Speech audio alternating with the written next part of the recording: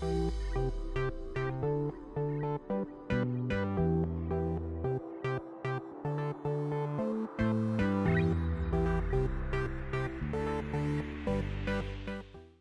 My name is Kshitij Srivastava and this is my video vlog. So आज मेरे साथ हैं Tinu Suresh Desai and he is one of the biggest directors of Bollywood now. He has done Rustam, he has done 1920 और इनका introduction मेरे से ऐसे हुआ था कि मेरे एक फ्रेंड है साजिद, जिन्होंने मैं एक बार उनसे ऐसे पूछ रहा था कि सबसे अच्छे चीफ असिस्टेंट डायरेक्टर पूरी इंडस्ट्री में कौन है, एंड ही टोल्ड मी कि सबसे अच्छे जो चीफ असिस्टेंट डायरेक्टर हैं वो टीनू देसाई जी थे। अब वो डायरेक्टर बन चुके हैं, पर जब वो थे तो उनसे बेटर कोई नहीं था। तो that was your introduction that I got sir. Welcome to my channel Tinu sir. Thank you pleasure, आपने मुझे इनवाइट किया। सर, मैं सबसे पहली चीज आपके बारे में मैं बहुत क्यूरियस हो जानने के लिए कि आपने फिल्म मेकिंग कैसे शुरुआत करी, मतलब कैसे इंटरेस्ट आया आपको इस फिल्म लाइन में? सिर्फ फिल्म मेकिंग है कि जो मेरे डैडी है जी, जिनका नाम है देसाई, वो प्रोडक्शन मैनेजर थे Sippy film, Ramesh Sippy GP, from Sholay शान से लेकर प्रोडक्शन थे वहां पे। अभी तो ईपी हो गए, एसोसिएट प्रोड्यूसर हो, आप तब प्रोडक्शन मैनेजर की टीम हुआ करती थी, 3-4 लोग। तो one of the production manager daddy. तो बचपन से ही देखते आ रहा था घर के अंदर डैडी का माहौल, फिल्म का, ये वो सारी चीजें। जब कॉलेज में भी था तो मुझे इंटरेस्ट नहीं था पढ़ाई वढ़ाई में। अच्छा, you are basically from Mumbai? Mumbai में, मेरी पैदाइश ही मुंबई में हुई है। हाँ। और डैडी गुजरात से थे, बड़ोदरा से। मम्मी एक छोटा सा गांव है पलसाना, सूरत और नवसारी के बीच में आता है, वहां से थे। मेरा जन्म यहाँ वही मुंबई में ही हुआ है। अच्छा। तो पढ़ाई में पहले से कुछ इंटरेस्ट था नहीं, और ना कुछ मुझे मैं ज्यादा कुछ था भी ऐसा स्टूडेंट के कमाल का कर दूंगा मैं। फिल्म्स का बड़ा शौक था, है ना, बड़ा शौक था। हर फ्राइडे फर्स्ट शो जाके देखता था गेटी गैलेक्सी में, कोई भी फिल्म। ऐसा नहीं कि कोई फेवरेट एक्टर है या कोई फेवरेट डायरेक्टर है, कोई भी फिल्म लगी गेटी गैलेक्सी में मेरे को देखना है, फर्स्ट शो जाना है। मुझे आज भी याद है कि मैं जब जाता था तो एच.एस. रवेल जी वो देखने आते थे, उनकी लास्ट सीट एक फिक्स थी। एच.एस. रवेल जी राहुल रवेल के फादर? हाँ जी, उनकी वो भी हर फिल्म फ्राइडे को फर्स्ट शो देखते थे, उनकी लास्ट सीट ए रो में फिक्स रहती थी। मैं देखते रहता था, मैं भी देखते रहता था। फिर जब कॉलेज में ज्वाइन किया तो मैंने डैडी को बोला, मुझे तो फिल्म्स में ज्वाइन करना है। तो डैडी प्रोडक्शन में थे, तो एक होता है ना कि मैं प्रोडक्शन में, तो बेटा भी प्रोडक्शन में आ जाएगा। तो उनका वो थॉट लेवल था, तो मुझे एज कैमरा अटेंडेंट लगा दिया। अच्छा। कैमरा क्या होता है ना, तो फिल्म का 2C कैमरा हुआ करता था तब।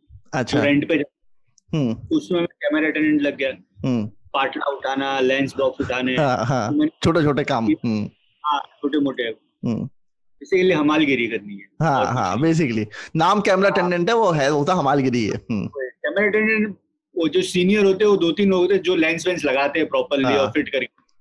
तो सब सामान उठाना मेरा काम होता था। मैं जाता था जहाँ भी रेंट पे जाता। फिर 2-3 महीने के बाद मैंने डैडी को बोला कि यार मुझे ये काम नहीं करना। बोले क्या प्रोडक्शन में करें? अच्छा, आपने ग्रेजुएशन कर लिया था? ग्रेजुएशन कर लिया तब तक? मैंने 12वीं में छोड़ दिया था। ये मेरे को नहीं करना, मेरे को फिल्म लाइन में जाना है। 12वीं के पहले से ही मैं शुरू कर दी थी मैंने सारी चीजें। तो मैंने डैडी को बोला मुझे डायरेक्शन में लगना है, आपको वहां पे लगाना है तो लगाओ, ये नहीं काम कर।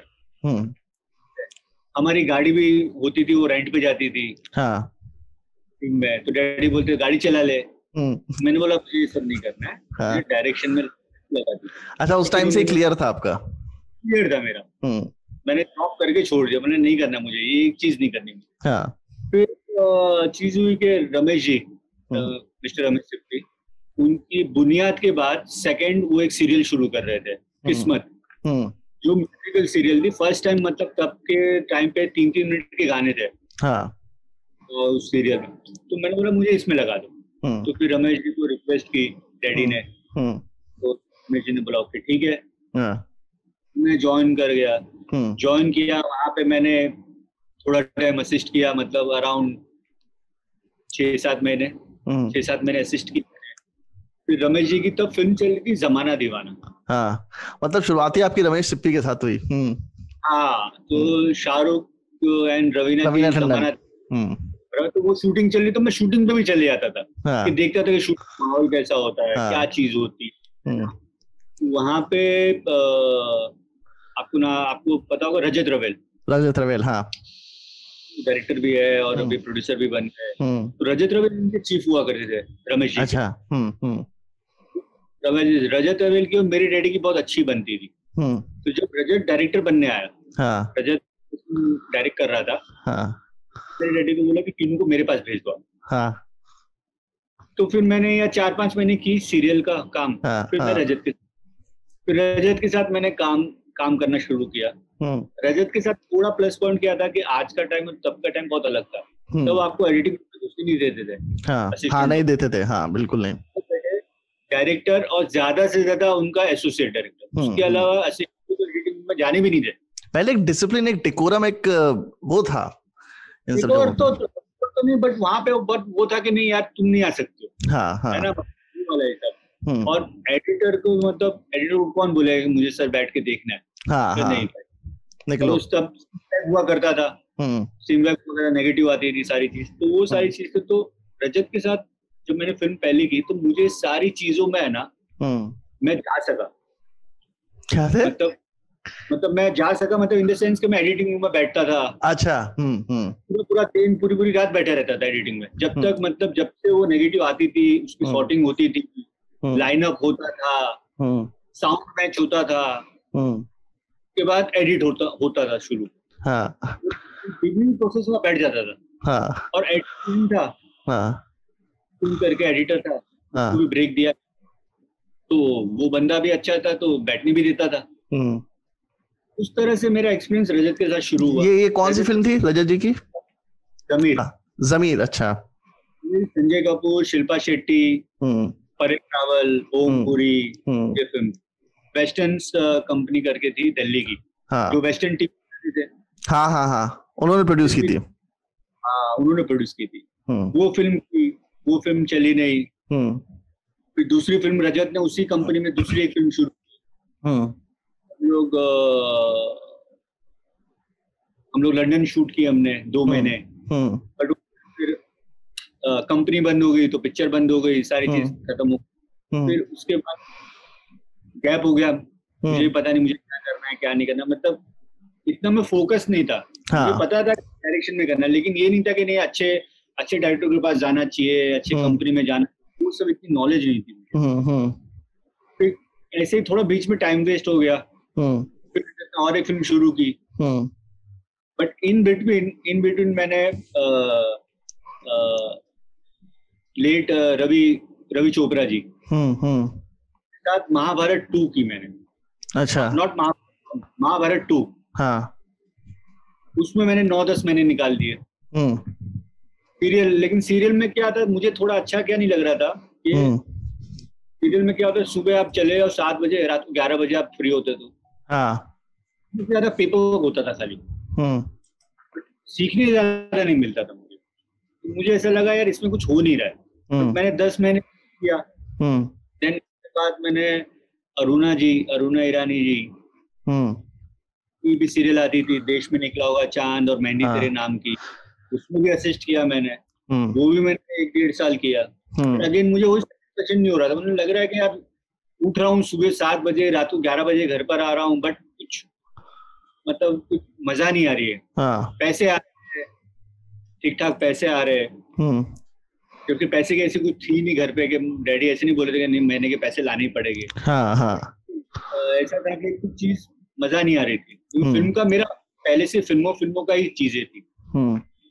देन मैंने कुकू जी के साथ ज्वाइन किया। कुकू गोली अरुणा जी ने फिल्म कर गोविंदा की। वो मैंने फिल्म की, आधी फिल्म की।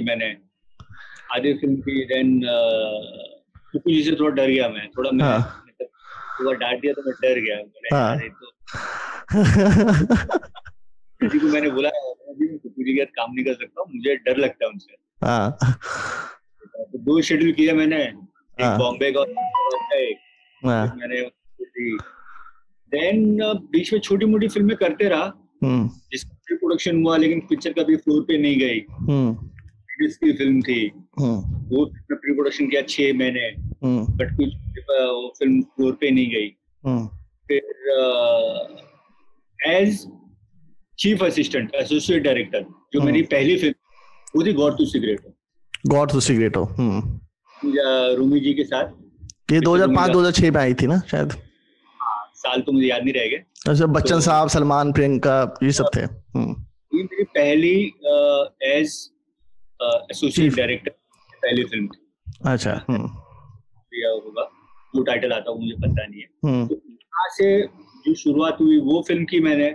उसके बाद रोमी भाई की दूसरी फिल्म थी लाइफ पार्टनर, जो अब्बास भाई मुस्तफा में प्रोड्यूस कर रहे थे। हाँ, तो गोविंदा, लाला दत्ता, बराबर, गोविंदा, तुषार, फरदीन, जेनेलिया एंड अमृता राव, काफी लोग थे। हाँ, साजिद में मुलाकात मेरी इसमें ही हुई। हाँ, साजिद ने मुझे इसी का रेफरेंस दिया था। बराबर, तो इसी में मुलाकात हुई थी। फिर साजिद ने भी एक शेड्यूल किया बॉम्बे का, फिर उसने भी कुछ छोड़ दी क्योंकि उसका कुछ और चल रहा था।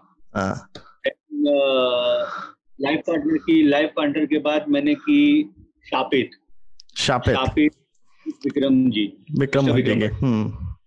की मैंने शापित की। उसमें भी अगेन चीफ वही चलते रहा। शापित के बाद मैंने दम मारो दम मैंने ज्वाइन की। दम मारो दम रोहन सिप्पी, रोहन सिप्पी के साथ मैंने ज्वाइन की दम मारो दम। लेकिन उसका भी मैंने 4-5 महीने प्री प्रोडक्शन किया, बट बाद में मुझे समझ में नहीं आई तो चीज मैंने वो छोड़ दी वहां से। शूटिंग मैंने 6 महीने दम मारो दम ना, दम मारो दम। आपने साजिद को बुलाया था क्या साथ में? मैंने बुलाया था बट पता नहीं, उसने शायद की थी कुछ दिन। हाँ, तो मेरे बाद में आ गया था वो। हाँ, मेरे बाद जब मैं था तब नहीं था साजिद, उसने भी कुछ ही दिन किया था शायद। हाँ, बहुत जन गए थे वहां पे, बहुत जन। तो मुझे भी चीज प्री प्रोडक्शन में कुछ चीज समझ में नहीं आई तो मैंने छोड़ दी। फिर मैंने एक छोटी फिल्म की थी, बहुत ही छोटी फिल्म थी, तेरे मेरे सपने। केतन मेहता जी प्रोड्यूसर थे, उनकी वाइफ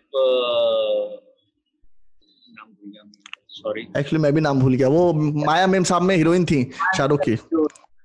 सॉरी, मैं नाम भूल गया। तो वो उनकी फर्स्ट फिल्म थी।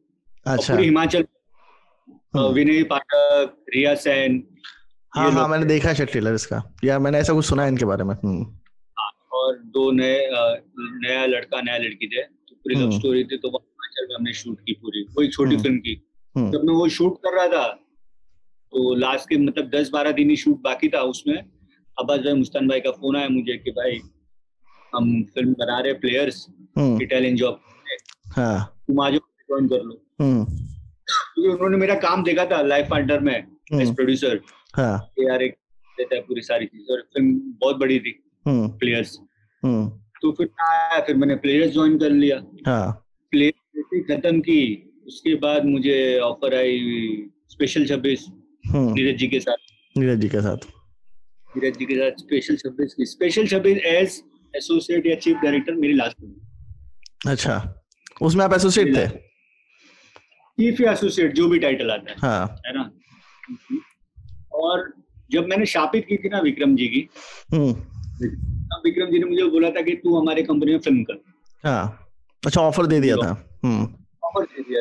बट तब शुरू भी हो गया था काम, स्क्रिप्टिंग पे सारी चीज काम हो गया। देन कुछ कंपनी में 2 फिल्में चली नहीं, तो उन्होंने और जो 3 फिल्म चल रही थी, मेरी खालिद मोहम्मद जी की एक फिल्म चल रही थी, बंद कर दी, मेरी फिल्म बंद कर दी। और तीसरी फिल्म भी थी, मैं भूल रहा हूँ, भूषण पटेल आई थिंक। भूषण जी की फिल्म बंद गई, तो तीनों फिल्म बंद हो गई। तो फिर मैं बोला चलो यार, जो चल रहा है वो चलते रहा। बीच में मैं अपना लाइफ फाइटर के दौरान भी, प्लेयर्स के दौरान मैं अपनी स्ट्रगल कर रहा था डायरेक्टर बनने के, और जो चीज करना होता है। तो वो सारी चीजें देन आपने डिसाइड कर लिया था ट्रांजिशन करने का, डायरेक्टर बनने का? तो बहुत जल्दी कर लिया था मैंने। तो देन फिर जब 26 खत्म हुई, 26 का भी अच्छा, 26 का भी जब हमारा पहला शेड्यूल था नीरज जी के साथ, दिल्ली का बहुत बड़ा शेड्यूल था हमारा। तो दिल्ली का शेड्यूल जैसे ही खत्म हुआ, वापस हम लोग बॉम्बे आए तो नीरज जी ने बोला यार तो हमारी कंपनी में फिल्म बना। हाँ।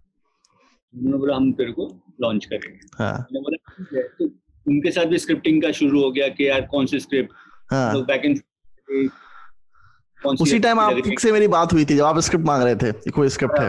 मैं स्क्रिप्ट ढूंढ रहा था, सारी चीजें कर रहा था, तो चीजें मुझे नहीं पता था आप इतनी बड़ी फिल्म बनाने वाले हो, प्लान कर रहे हो। मैंने तो बहुत लो बजट वाला कॉन्सेप्ट भेजा था आपको, एक कमरे की कहानी भेजी थी। था भी नहीं ऐसा चीज कि हम लोग ऐसा कुछ सोच रहे, बस हम स्क्रिप्ट ढूंढ रहे थे, तो कोई भी स्क्रिप्ट हो, हाँ, तो अच्छी लगे, बना सके। तो स्क्रिप्ट पे काम भी किया, देन उसका लेकिन फाइनल आउटपुट सही नहीं निकला, कास्टिंग में हो गए, तो फिर वो कभी चीज हुई नहीं। उस दौरान मुझे विक्रम जी का, बेसिकली नितिन मुकेश का, मुझे क्योंकि प्लेयर्स कर चुका था नील के साथ, और उसके पहले प्लेयर्स के पहले ऑलरेडी मैं नील को अप्रोच कर चुका था एज मेरी फिल्म के लिए।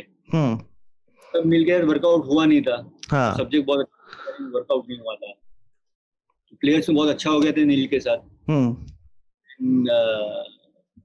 नील के साथ एक प्रोजेक्ट चल ही रही थी, नील ने बोला कि मैं कर रहा हूँ वो फिल्म जो तू पहले बोल रहा था।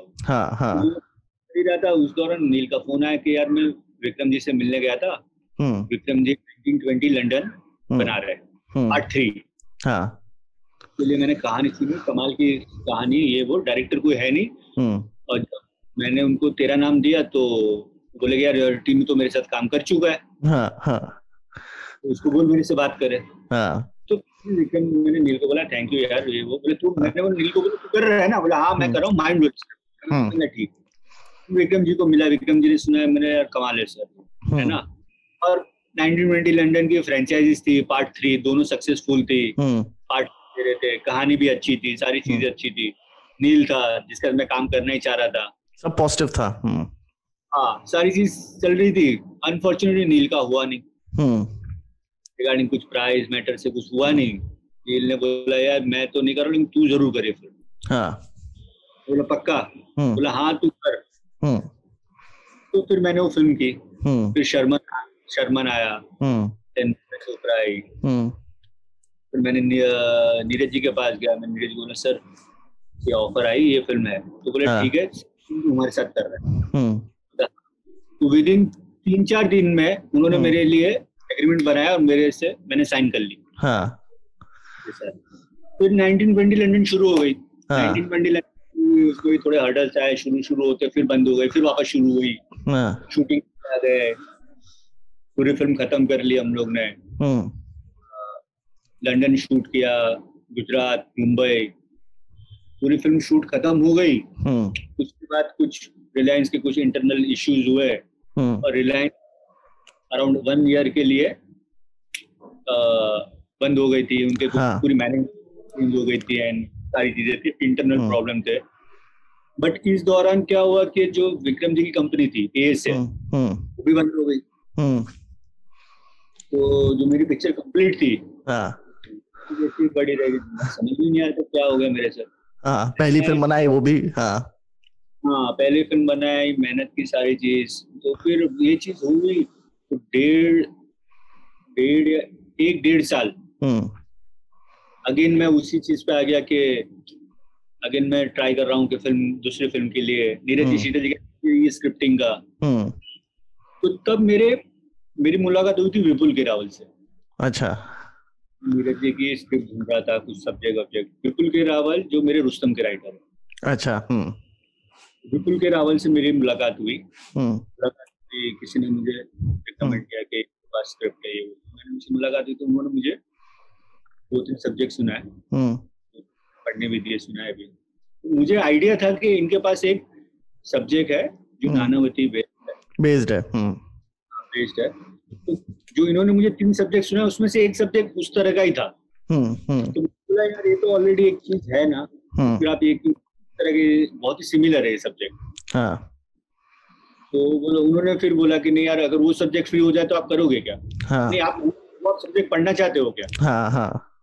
फ्री नहीं तो क्या पढ़ के फायदा है मेरा। वो किसी और को दे रखा था उन्होंने, किसी और को दे चुके, जॉन इब्राहिम को दे चुके। अच्छा। जॉन इब्राहिम के पास 1 साल से था, वो बनाने वाले थे। तो फिर लेकिन वो कुछ उनका वर्कआउट नहीं हो रहा था। तो मैंने बोला यार मुझे पढ़ने मत दो आप, क्योंकि जब आपके पास है ही नहीं, मैं पढ़ूंगा, मैं एक्साइट हो जाऊंगा, फिर आप बोलोगे नहीं सर मैं तो दे ही नहीं सकता हूँ, फिर क्या पढ़ूं मैं? तो गलत भी है, गलत भी है। मैंने बोला आप जब भी होता है आपका, है ना, आप मुझे बताना तो मैं पढ़ूंगा, फिर अगर मुझे अच्छी लगी तो मैं नीरज जी शीतल जी के पास लेके जाऊँ। फिर उनका कुछ 2-3 या 2 महीने या 1 महीने बाद फोन आया उनका, भाई वो स्क्रिप्ट फ्री है। मैंने बोला फ्री है मतलब क्या? बोला हाँ फ्री है, वो लोग नहीं बना। मैंने बात कर ली है। मैंने बोला क्या पैसे क्या है? तो बोले नहीं वो जो मैंने मुझे एज ए राइटर पैसे दिए वही उनको देना है। बोले पक्का? कुछ? बोला हाँ। तो मुझे स्क्रिप्ट पढ़नी थी, मैंने रात की रात पढ़ ली, माइंड ब्लोइंग स्क्रिप्ट थी। मैंने उसी दिन जाके नीरज जी शीतल जी को, नीरज जी थे ही नहीं, शीतल जी उनकी वाइफ है? शीतल जी शीतल भाटिया आदमी है। अच्छा नाम तो उनके पार्टनर है। अच्छा पार्टनर है। फ्राइडे फिल्म वर्क्स के। तो शीतल जी से मेरी बात हुई, शीतल जी कमाल की स्क्रिप्ट आई है, तो नानावती था। पता। मैंने बोला सर नानावती बेस्ट है, बहुत कमाल है। बोले दे भेज। तो उन्होंने भेजा, मैंने उन्होंने मुझे शाम तक बोला कि टीनू मिल गई हमको स्क्रिप्ट। बोले मैंने सर माइंड ब्लोइंग। मतलब नीरज जी, बोले नीरज जी तो बाहर है लेकिन मैंने उनको भेज दी है, कल पता चल जाएगा मुझे। नीरज जी का फोन आ गया मुझे कि टीनू टीचर को बोल हम स्क्रिप्ट ले रहे और हम ये फिल्म कर रहे हैं, शीतल जी से मिला दे विपुल भाई को। मैंने विपुल भाई को बोला आ जाओ मिलने। विद इन 1 वीक सारा पेपर वर्क हो गया और स्क्रिप्ट नीरज जी शीतल जी ने बाय कर ली। और पिछले 2 साल से विपुल ट्राई कर रहे थे स्क्रिप्ट को लाने के लिए चीज को। पहले ये स्क्रिप्ट अब्बास भाई मुस्तन भाई करने वाले थे। अच्छा, जॉन अब्राहम के साथ? जॉन इब्राहिम के साथ करने वाले थे स्क्रिप्ट। इनके पास ड्राफ्ट रेडी था, फिर अब्बास भाई मुस्तन भाई ने अपना काम किया, फिर सारी चीज 2-1.5 साल उसमें निकल गया और चीज वर्कआउट नहीं हुई। फिर जॉन इब्राहिम ने वो सब्जेक्ट ले लिया। जॉन इब्राहिम भी 1 साल लेके बैठ गया। उनकी भी वो भी बहुत एक्साइटेड था, करना चाह रहा था, लेकिन कुछ वर्कआउट नहीं हुआ उनका भी। वो चीज नहीं, उनका भी अच्छा, उनकी भी अच्छा है कि उन्होंने सब्जेक्ट दे दिया फाइनल विक्रम जी भाई को। तो फिर सब्जेक्ट हमारे पास आ गया, हमारे पास आ गया, हम काम शुरू कर दिए एक्साइटमेंट के। हाँ चलो। तो उन्होंने 1-1.5 महीना काम किया ही था कि अनाउंसमेंट आ गई सोनी राजधानी की, with T series, Mahesh Bhatt producer, Arjun Rampal hero, काल की हीरोइन, लव स्टोरी या लव लेटर्स जो बेस्ड थी, नानावती पे बेस्ड थी। तो उनका पूरा पॉइंट ऑफ व्यू था उसकी वाइफ के थ्रू। तो फिर नीरज जी शीतल जी बोले यार टीनू हमको तो भगत सिंह नहीं बनानी है कि 2-3 भगत, है ना, फिल्म बड़ी है हमारी, ऐसे तो है नहीं कि छोटे। तो अच्छा, जब ये प्लान था कि अक्षय को ले रहे हैं, बड़े स्टार को ले रहे हैं? कुछ नहीं था, कुछ नहीं। अभी तो काम कर रहे थे।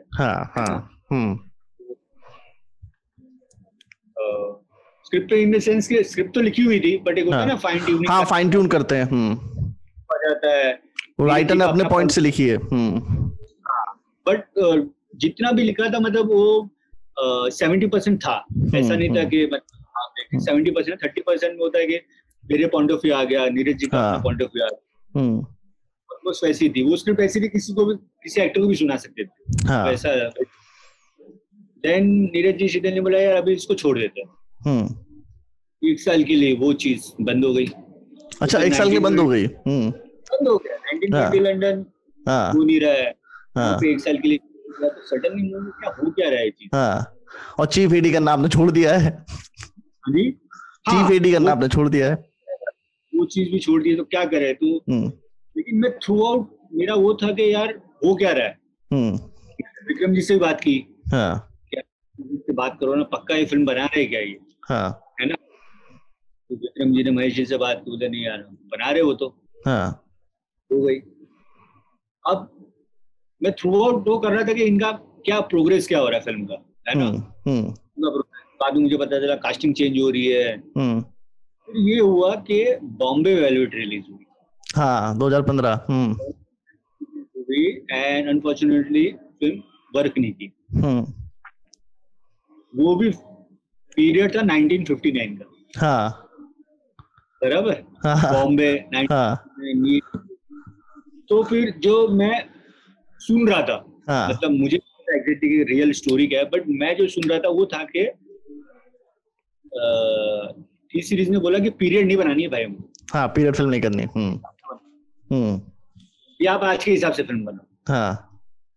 तो मैंने बोला अगर यार फिल्म आज के हिसाब से हुई तो मुझे तो डर ही नहीं है। ना फिर ज्यूरी रहेगी, ना कुछ नहीं होगी, कुछ नहीं होने वाला है।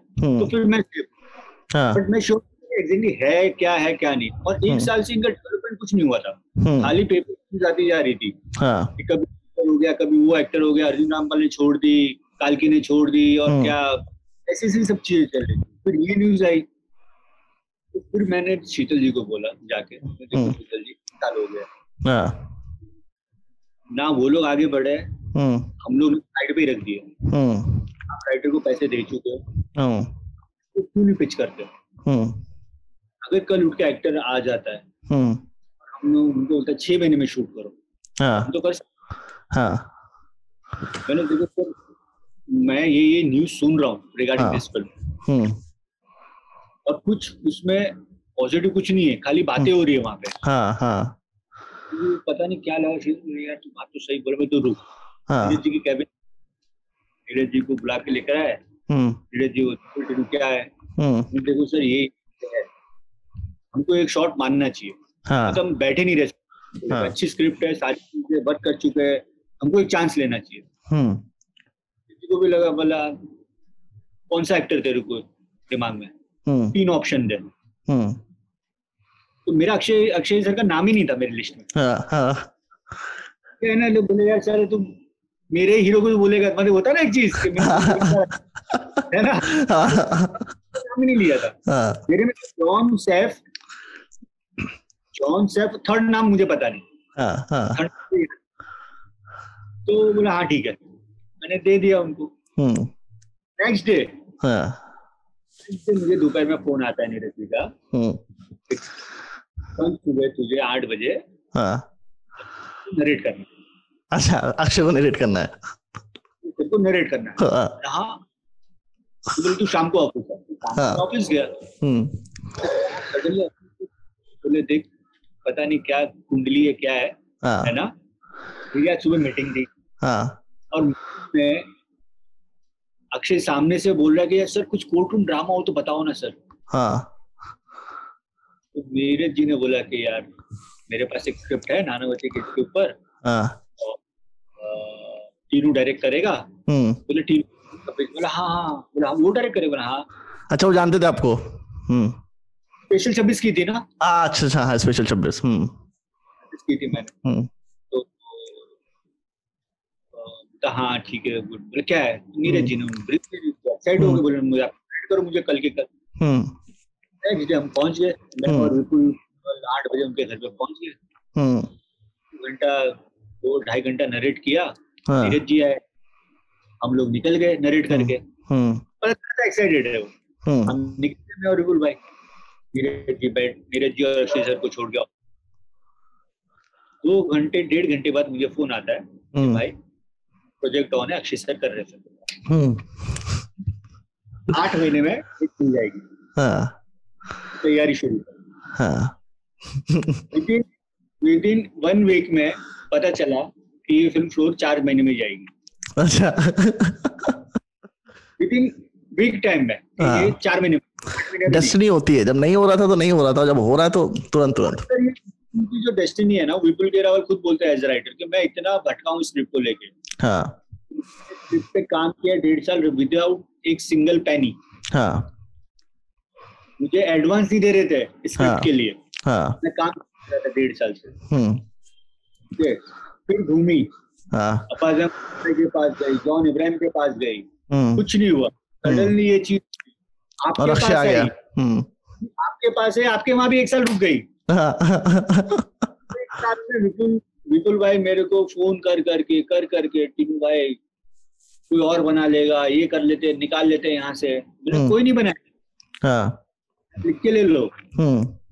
कोई नहीं बनाएगा जब एक इतनी फिल्म बन रही है, ये दूसरी फिल्म कोई नहीं बनाएगा। हाँ बराबर, तो रिलैक्स रहो। हाँ, हम अपनी फिल्म बनाएंगे। हाँ, समय आने पे हो गया। हाँ, पर हो गया तो वो चीज हो गई।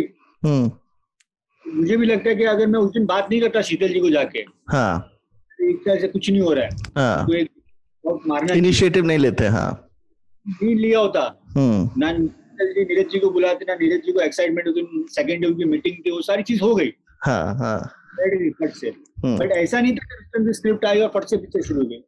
स्क्रिप्ट एक्सेलेंट बेटर है, साइड पे रख दी थी कि भूल जाओ इसको। हाँ, मेरे दिमाग में चल रहा है, आउट लूप में था कि ये चल क्या रहा है उधर। हाँ, हाँ, सॉरी फॉर सोनी जी की, उन्होंने एक फिल्म प्लान की थी, अपनी पहली फिल्म, वो वर्कआउट नहीं हुई। बट क्या कर सकते हैं, चीज अनफॉर्चुनेट चीज है। देन तो हो गई। देन जब रुस्तम की फिल्म की शूटिंग बहुत स्मूथली अच्छी हो गई, शूट प्रॉपरली, सारी चीजें जिस तरह से प्लानिंग की थी, फुल सपोर्ट मिला नीरज जी, शीतल जी से, तो फ्रीडम मिला। तो उन्होंने ऑलरेडी मेरा काम करने की स्टाइल देख ली थी इसके टाइम में, उनको वो था कि इतनी बड़ी फिल्म भी हैंडल कर लेगा। जब नीरज जी शीतल जी को बोला भी था कि आपको 1920 लंदन देखना है तो देख लो आप। एक होता है ना कि चीज के कि आप देख लो एक बार, कि आप कॉन्फिडेंट हो जाओ, और ये आप 50 करोड़ की फिल्म है, तो आपको देखना है तो देख लीजिए। रुस्तम में भी रिलायंस थी और 1920 लंदन भी रिलायंस थी। कहीं ना कहीं उनको पता था कि मैं क्या शूट करके आया 1920 लंदन। रुस्तम की शूटिंग स्टार्ट टू फिनिश ही थी ऑलमोस्ट। एक साथ ही, एक ही शेड्यूल में हो गई, मतलब टोटल, मतलब थोड़े थोड़े गैप के बाद मुंबई के बाद पूना किया, पूना के बाद लंदन जाके शूट करके पिक्चर खत्म, प्रोडक्शन पोस्ट प्रोडक्शन शुरू हो गया। और रुस्तम रिलीज हुई उसके 2 महीने पहले 1920 लंदन का एक साथ दो पिक्चर आ गई। मतलब वो सडनली रिलायंस की सारी चीज हो गई, फैंटम से कोलैबोरेशन हो गया उनका, फैंटम ने पूरा पोस्ट प्रोडक्शन हैंडल किया। 1920 वो लोग जंपिंग करिए, उन्होंने सपोर्ट किया। फिर वापस 1920 लंदन का पूरा पोस्ट प्रोडक्शन हुआ। मुझे याद है कि मैं आरके में मेरा सेट लगा था रूम का, 5 से निकलता था, 10 बजे पैकअप करता था, 5 से 1920 लंदन का पोस्ट प्रोडक्शन चल रहा था। अच्छा। मुझे पता है कि जैसे ही कोर्ट रूम खत्म होगा, जाऊंगा पूना में 3 दिन की शूट करूंगा, उसके बाद चले जाऊंगा लंदन। बैक टू बैक मेरा, तो मेरी डेडलाइन थी कि मेरे जाने से पहले, लंदन जाने से पहले इनका प्रोडक्शन खत्म कर दूं, ट्रेलर काट के दे दूं, सारी चीज जो मेरे अलावा कोई कर नहीं सकता है। ट्रू। रिलीज हुई 1920 लंदन। 1920 लंदन बनी 12 करोड़ में। 12 करोड़ में मेकिंग नहीं, टोटलिटी में। अच्छा, टोटली 12-13 करोड़ की थी। कुछ 2.5-3 करोड़ सब्सिडी मिली थी की थी, तो हमने तो 15 करोड़ कनेक्शन किया था, करोड़ या 14 करोड़ आई थिंक किया था। तो मतलब जो मेरी शिवाशी सर से बात हुई थी, शिवाशी सर ने कहीं पे इंटरव्यू भी डाला था डिस्ट्रीब्यूशन हेड कि वो लोग सेटिस्फाइड आफ्टर इतनी, होता ना कि 1.5-2 साल रुकने के बाद आ गई, मतलब चलो इतना कवर हो गया। और मेरे साथ 2 फिल्म रिलीज हुई थी। अब लोग सोच रहे होंगे कौन डायरेक्टर है, एक साथ 2 फिल्में बैक टू बैक आ रही हैं। तो सब सडनली एक चीज हो जाती है ना, कभी कभी पता नहीं चलता है। और बाद में रुस्तम रिलीज हुई तो 100 करोड़ क्रॉस कर गई। 100 करोड़ क्रॉस, 127 करोड़। 120। हम लोग का इंटरव्यू कट हो गया था बीच में, सो मैं उसको दोबारा से स्टार्ट कर रहा हूँ। टीनू जी, मैं आपसे यही पूछ रहा था कि रुस्तम में जो आपके एक्सपीरियंसेस हुए वो किस तरीके के हुए, मतलब क्या क्या सीखने को मिला आपको एज अ डायरेक्टर उस फिल्म से? बहुत सारा, एक तो एक्सपीरियंस बहुत अच्छा था, है ना, सपोर्ट बहुत अच्छा था प्रोड्यूसर की टीम से, अक्षय सर की तरफ से, सारे टेक्नीशियन एंड जो छोटे मोटे भी जो एक्टर थे और जो बड़े बड़े कैरेक्टर आर्टिस्ट थे, जैसे पवन मल्होत्रा, सब लोग से बहुत अच्छा सपोर्ट मिला था उनका।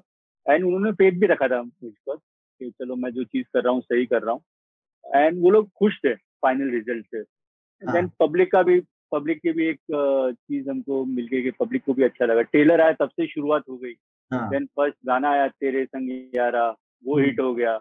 हाँ, थोड़ी टेंशन थी कि साथ में मोहनजोदारो आ रही थी, वो इतनी बड़ी फिल्म थी, बड़े डायरेक्टर थे, बड़े डायरेक्टर थे इतने, ऋतिक रोशन एंड एवरीथिंग, तो सब वो थोड़ा एक अंडरलाइन चीज होती है ना कि हाँ यार थोड़ा तो है कि 2 पिक्चर बड़ी आ रही है और वो एक एस्टेब्लिश डायरेक्टर है, मैं नया डायरेक्टर हूँ। बट मैं थोड़ा कॉन्फिडेंट था, जैसे बहुत सारे ऑफिस में बात भी होती थी यार वो फिल्म आ रही है, बट मैं कॉन्फिडेंट था कि यार फिल्म जो अच्छी होगी वो चलेगी, है ना। End of the day public है, हम ऑफिस में कितना भी सोच ले, हम कितना भी टेंशन ले ले, हमें तो हमारा रिजल्ट देना है, फिर तो पब्लिक ही है, पब्लिक डिसाइड करेगी, पब्लिक डिसाइड करेगी। एंड फिर जो रिस्पॉन्स मिल रहा था ट्रेलर से एंड गानों से, तो चीज धीरे धीरे चीज हो गई कि नहीं यार अच्छी चीज है, हमारी अच्छी चीज है। एंड देन रिलीज हुई पिक्चर, उसके बाद कलेक्शन अच्छे हुए, सारी चीज अच्छी हुई, तो अच्छा रिस्पॉन्स मिला ऑडियंस से भी और इंडस्ट्री से भी, है ना। अच्छा, क्या एक्सपीरियंस होता है सारी चीज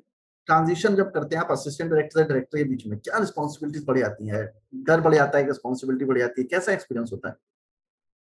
रिस्पॉन्सिबिलिटी सबसे बढ़ती है कि सब जो बड़े बड़े लोग होते हैं उनको टैकल किया कैसे जाए, क्योंकि असिस्टेंट डायरेक्टर तो ऑलमोस्ट आप सारी चीजें ऑलरेडी कर चुके हो, आपको प्रोसीजर पता है कि ऐसे ऐसे जाना।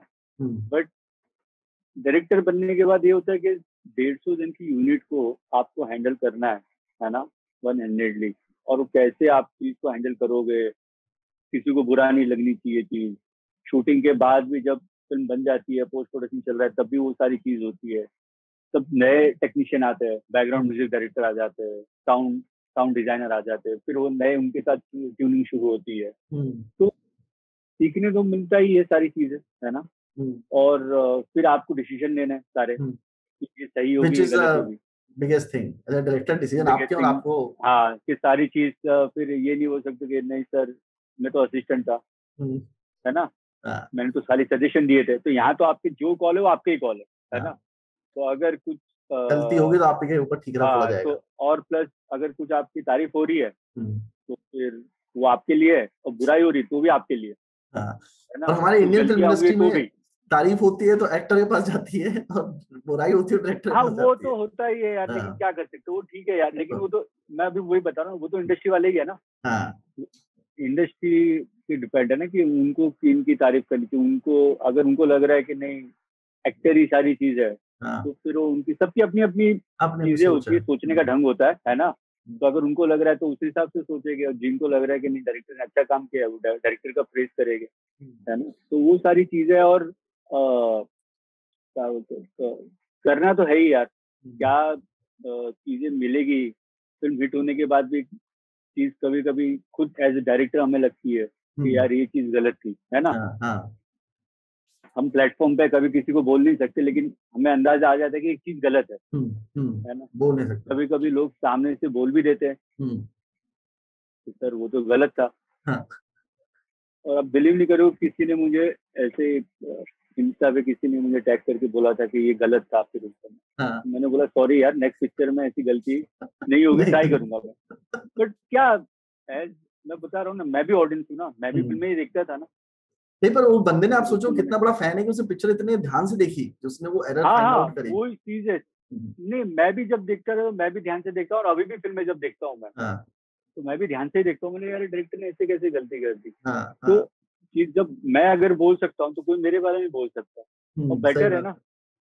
तो आपकी आंखें खुली रहेगी कि हाँ भाई आप ये मत सोचो कि आपने जो बना दिया उससे देख लेंगे देखने वाले। पिक्चर हिट हुई है, सही अच्छी चीज है, बट उसमें जो खामियां थी वो मुझे भी पता है, वो पता है, और पता रहना चाहिए, ताकि आप नेक्स्ट पिक्चर में अपनी वापस वो मेहनत करो और वो गलतियां ट्राई करो कि वापस ना दोहराए। मेरे दिमाग में सवाल था, पर मैं आपके लास्ट चीज से एक और सवाल पूछना चाहता हूँ। रुस्तम से सिर्फ 5 चीजें जो आपने सीखी है फर्स्ट टाइम डायरेक्टर को नहीं करनी चाहिए, जब आप सेट पे जाते हो, ये मत करना प्रॉब्लम होती है, या ये नहीं करना चाहिए। यार नहीं करना चाहिए मतलब तो करना चाहिए तो सब लोग बताते हैं, पर नहीं करना चाहिए कि ये मत करना चाहिए। यार मेरे को भी मतलब मुझे मेरी अपनी ढूंढनी पड़ेगी चीजें कि मुझे क्या नहीं करना चाहिए। जैसे मेरे साथ क्या हुआ था सर, मैं अपनी पहली फिल्म डायरेक्ट कर रहा था तो मैं एटीट्यूड में आ गया था मैं जो डायरेक्टर हूँ मैं किसी से कैसे ही बात कर सकता हूँ, तो मैंने एक दो लोगों से बदतमीजी कर दी थी, फिर उन्होंने पलट के कहा सेट छोड़ के चले जाओ, घर मेरा चले जाओ। ये थोड़ा है ना, अच्छा समझ में आया कि नहीं? एक चीज है कि थोड़ा टेम्पर है ना, आपको शांत रखना चाहिए, है ना। डायरेक्टर अगर आप मतलब ये नहीं है कि आप नहीं, वैसे नहीं कभी कभी ऐसा नहीं होता है कि हर टाइम यही एटीट्यूड होता है कि नहीं मैं डायरेक्टर बन गया तो मैं ही रूल करूंगा। नॉट नेसेसरी हर टाइम यही पॉइंट ऑफ व्यू होता है।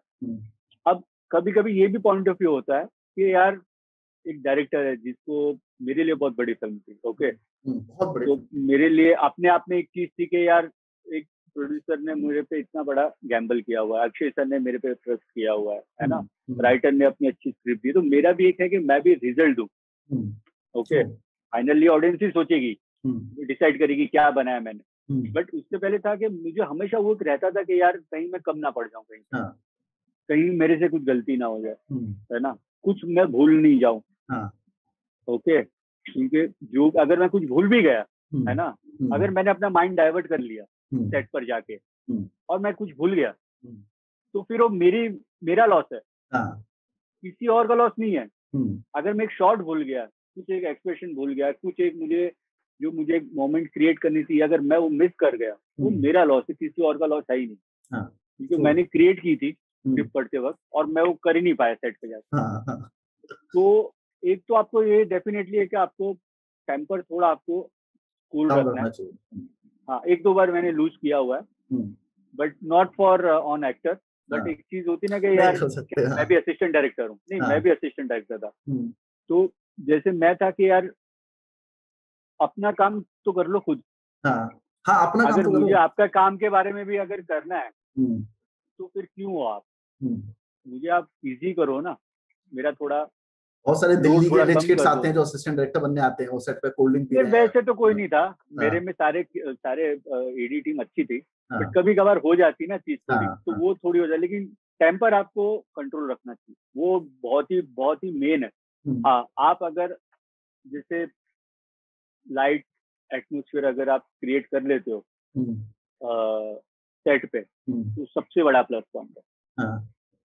एक अच्छा जो मेरे में वो, हाँ, बहुत ही अच्छा एटमोस्फेयर, मतलब हंसी खुशी से सारी चीज, आप जोक मार रहे हो, सारी चीज कर रहे हो, है ना, सारी चीज, ये मतलब नहीं कि यही मारते रहो और काम नहीं करो, अगर ये दोनों कॉम्बिनेशन हो जाए तो मतलब माइंड ब्लोइंग, जो मेरे में नहीं है।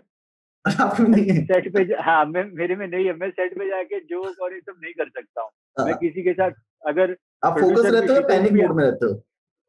पैनिक नहीं, मेरा ये होता है कि टारगेट होता है, टारगेट पूरा करना है ना, क्योंकि कल उठ के अगर मैं किसी मेरे प्रोड्यूसर को बोलूंगा सर मुझे एक दिन ज्यादा चीज नहीं देंगे मुझे, एक दिन ज्यादा मतलब 20-30 लाख का खर्च, उससे बड़ी ना अक्षय सर की फिल्म है, अक्षय सर की डेट भी चाहिए उसके लिए, अक्षय सर की फिल्म है, तो मेरा फोकस रहता था, और डर एक रहता था कि अगर मैं कहीं पे मैंने फोकस लूज किया और मैंने दूसरी एक्टिविटी में टाइम पास करना शुरू किया कि यार प्रोड्यूसर आ गए, तो प्रोड्यूसर के मैं बैठ गया चेयर पे, अच्छा सर क्या बताओ क्या चल रहा है और क्या चल रहा है सर, तो मैं कुछ भूल नहीं जाऊं मेरा, तो मुझे हमेशा वो डर रहता था कि यार साला मैं कहीं बैठ गया, गप्पे मारने बैठ गया, अक्षय सर मुझे बोलते थोड़ा रिलैक्स हो जाए यार, मतलब सर आप तो रिलैक्स हो सकते हो, मुझे तो टेंशन है ना, ये साला कुछ हो गया तो फिर तो आप बोलेंगे टीनू क्या कर दिया तूने यार।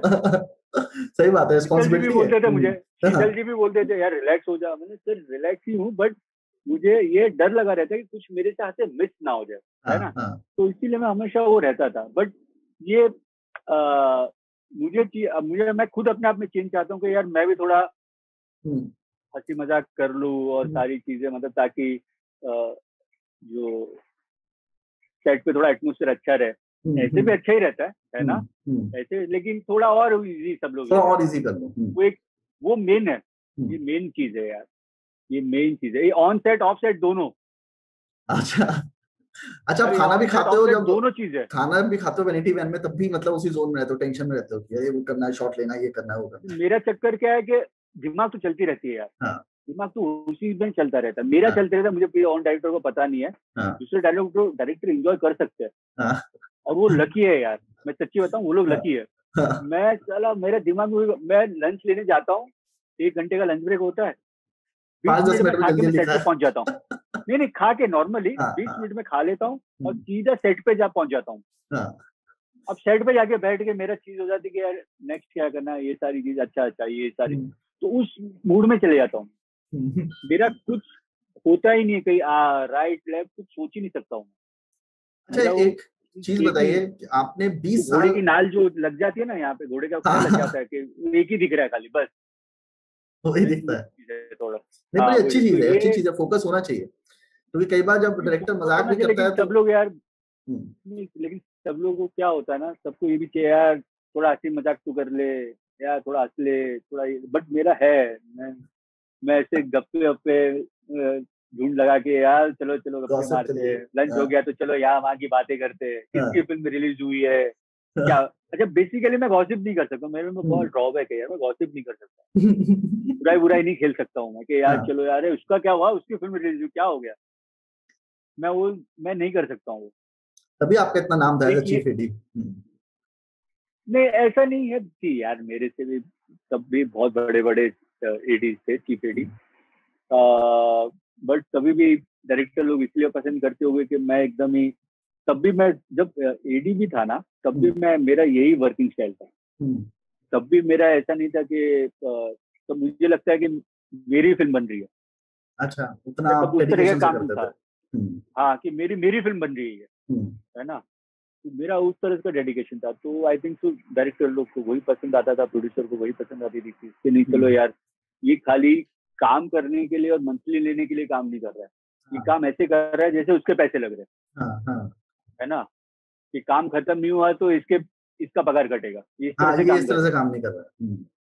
हाँ तो ये बहुत जरूरी है, हिसाब से सारी चीज थी। तो पैसा जरूरी है पर पैसे का माइंडसेट लेके काम पे नहीं जाना चाहिए। नहीं तो फिर वो मजा नहीं है ना यार, आप एंजॉय करनी चाहिए चीज को। तो ये बहुत जरूरी कि सेट पे क्या नहीं होना चाहिए, सेट पे आपको टेम्पर लूज नहीं करना चाहिए, है ना, टेम्पर लूज नहीं करना चाहिए, और सेट पे टाइम की वैल्यू रहनी चाहिए। ये नहीं कि क्या होता है नॉर्मली, क्या होता है 9 to 6 की शिफ्ट होती है, होता है कि 9 to 6 की शिफ्ट में हम लोग क्या बिगिनिंग में थोड़ा टाइम पास ज्यादा होता है, यहाँ से डिस्कशन ये वो, और फिर 6 बजे के बाद हम लोग बोलते हैं अरे यार 6 से नहीं अभी बढ़ेगी, शिफ्ट बढ़ेगी, अब ये होगा, एक्टर इरिटेट हो जाता है यार मुझे तो 6 बजे तक का ही बोला था, है ना, अभी आप बढ़ा रहे हो। कई बार क्या होता है सुबह पहले शॉट में 2 घंटे लग जाते हैं और लास्ट में 1 घंटे में 3 शॉट निकाले जाते हैं। हाँ वही, और प्रिपेयर्ड होके आना चाहिए सेट पर, ये नहीं कि अभी चलो अच्छा कैमरा कहाँ लगाएंगे। अच्छा मैं भी यही पूछना चाह रहा था आपसे कि 2 स्कूल ऑफ थॉट्स हैं, जैसे शेखर कपूर ने टेक टॉक में बोला था कि मैं सेट पे आता हूँ मुझे कुछ पता नहीं होता, और स्टीवन स्पीलबर्ग जेम्स कैमरॉन ने फुल प्रिपेयर होके आते हैं, मतलब ब्लॉक शॉट्स और जितना सब कुछ है। तो आपका कौन सा स्कूल ऑफ थॉट है? मैं जा ही नहीं सकता हूँ सेट पे विदाउट, मुझे पता नहीं है कि मेरे हाथ में मुझे 20 शॉट लेना है। तो आप बिलीव नहीं करोगे। हाँ तो मैं चाहता हूँ कि ये नहीं होना चाहिए, जब प्रोड्यूसर भी है ना, जो प्रोड्यूसर आता है और प्रोड्यूसर भी देखता है ना कि टाइम वेस्ट हो रहा है ना, तो प्रोड्यूसर के लिए भी लॉस है ये।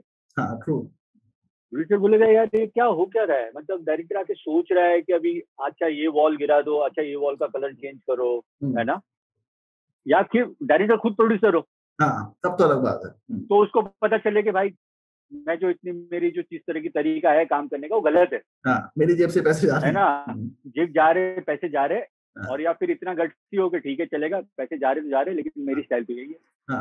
बट वो 100 में से 2-3 ऐसे डायरेक्टर और प्रोड्यूसर होते हैं जो ये चीज कर सकते हैं। तो वो जो दूसरे जो 97 डायरेक्टर्स है तो वो उनको प्रिपेयर्ड होकर आना चाहिए सेट पर मेरे हिसाब से।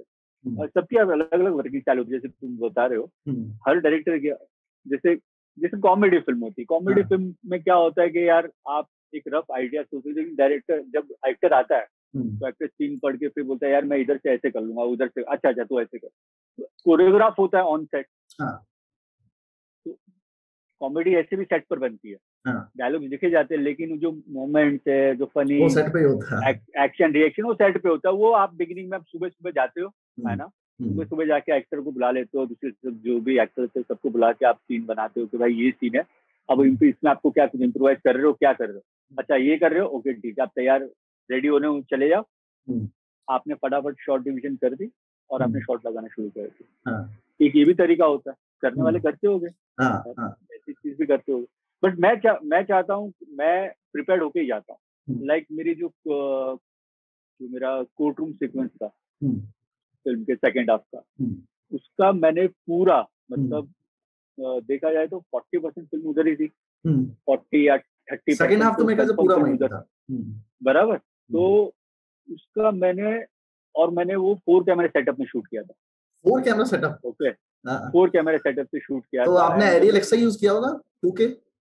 हाँ एरियल एक्सा। और जब मैंने शीतल जी जो हमारे प्रोड्यूसर, मैंने उनको बताया कि सर मैं 4 कैमरा सेटअप यूज करने वाला हूँ, तू लगाएगा किधर? इतना सा तो कोर्ट रूम है, इतने लोग भरे हैं। तुमने तू लगाएगा किधर? मुझे सर मुझे पता है मैं लगा लूंगा। मैं ये 3 पेज एक साथ शूट करूंगा। ये तो इसके पीछे आइडिया ये था कि टाइम बचाना था या फिर क्या था? नहीं, इसमें क्या होता है, देखो क्या होता है, कोर्ट रूम सीन है, क्राउड है ना, मेरे सारे कैरेक्टर आर्टिस्ट बैठे हुए हैं, ओके। अब क्या होता है कि अगर मैंने 4 कैमरा सेटअप शूट किया है तो मैं 4 पेज इन वन गो कर सकता हूँ। क्वांटिटी का प्रॉब्लम उसके साथ मुझे जूनियर आर्टिस्ट के भी रिएक्शन मिलेगा, क्योंकि मैं जूनियर आर्टिस्ट बोलूंगा ये 3rd कैमरे में तू आ रहा है।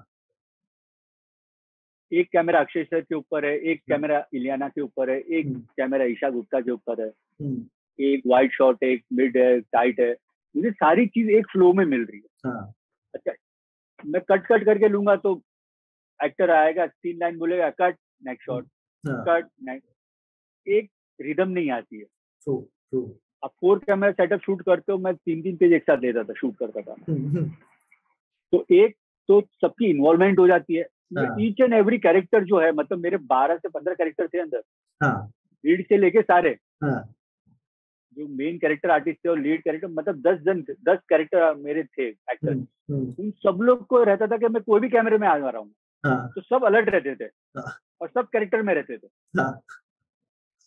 इसमें कभी कभी फकअप भी होता था कि होता है जूनियर आर्टिस्ट हमारे पीछे खड़े, डिसइंटरेस्ट, आगे शूट पे, तो शॉर्टकट भी हो जाता है। तुमको जाके बोलना पड़ता है भाई तू भी है, तू भी फ्रेम में। तो फर्स्ट डे के बाद है ना, सब अलर्ट हो जाते हैं। और एक तो ये हो जाता है कि मुझे सबकी इन्वॉल्वमेंट आ जाती है ना।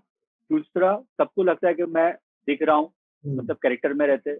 और सबसे मेन, मैंने 7 दिन बचा लिए थे शूटिंग के। 7 दिन बचा लिए थे? 7 दिन बहुत बड़ी बात होती है। कैमरे का मेरे ख्याल से 50,000 रुपए एक्स्ट्रा गया होगा, पर वो 10 दिन का जो पैसा नहीं है, मतलब वो पीनट्स है, लिटरली पीनट्स है।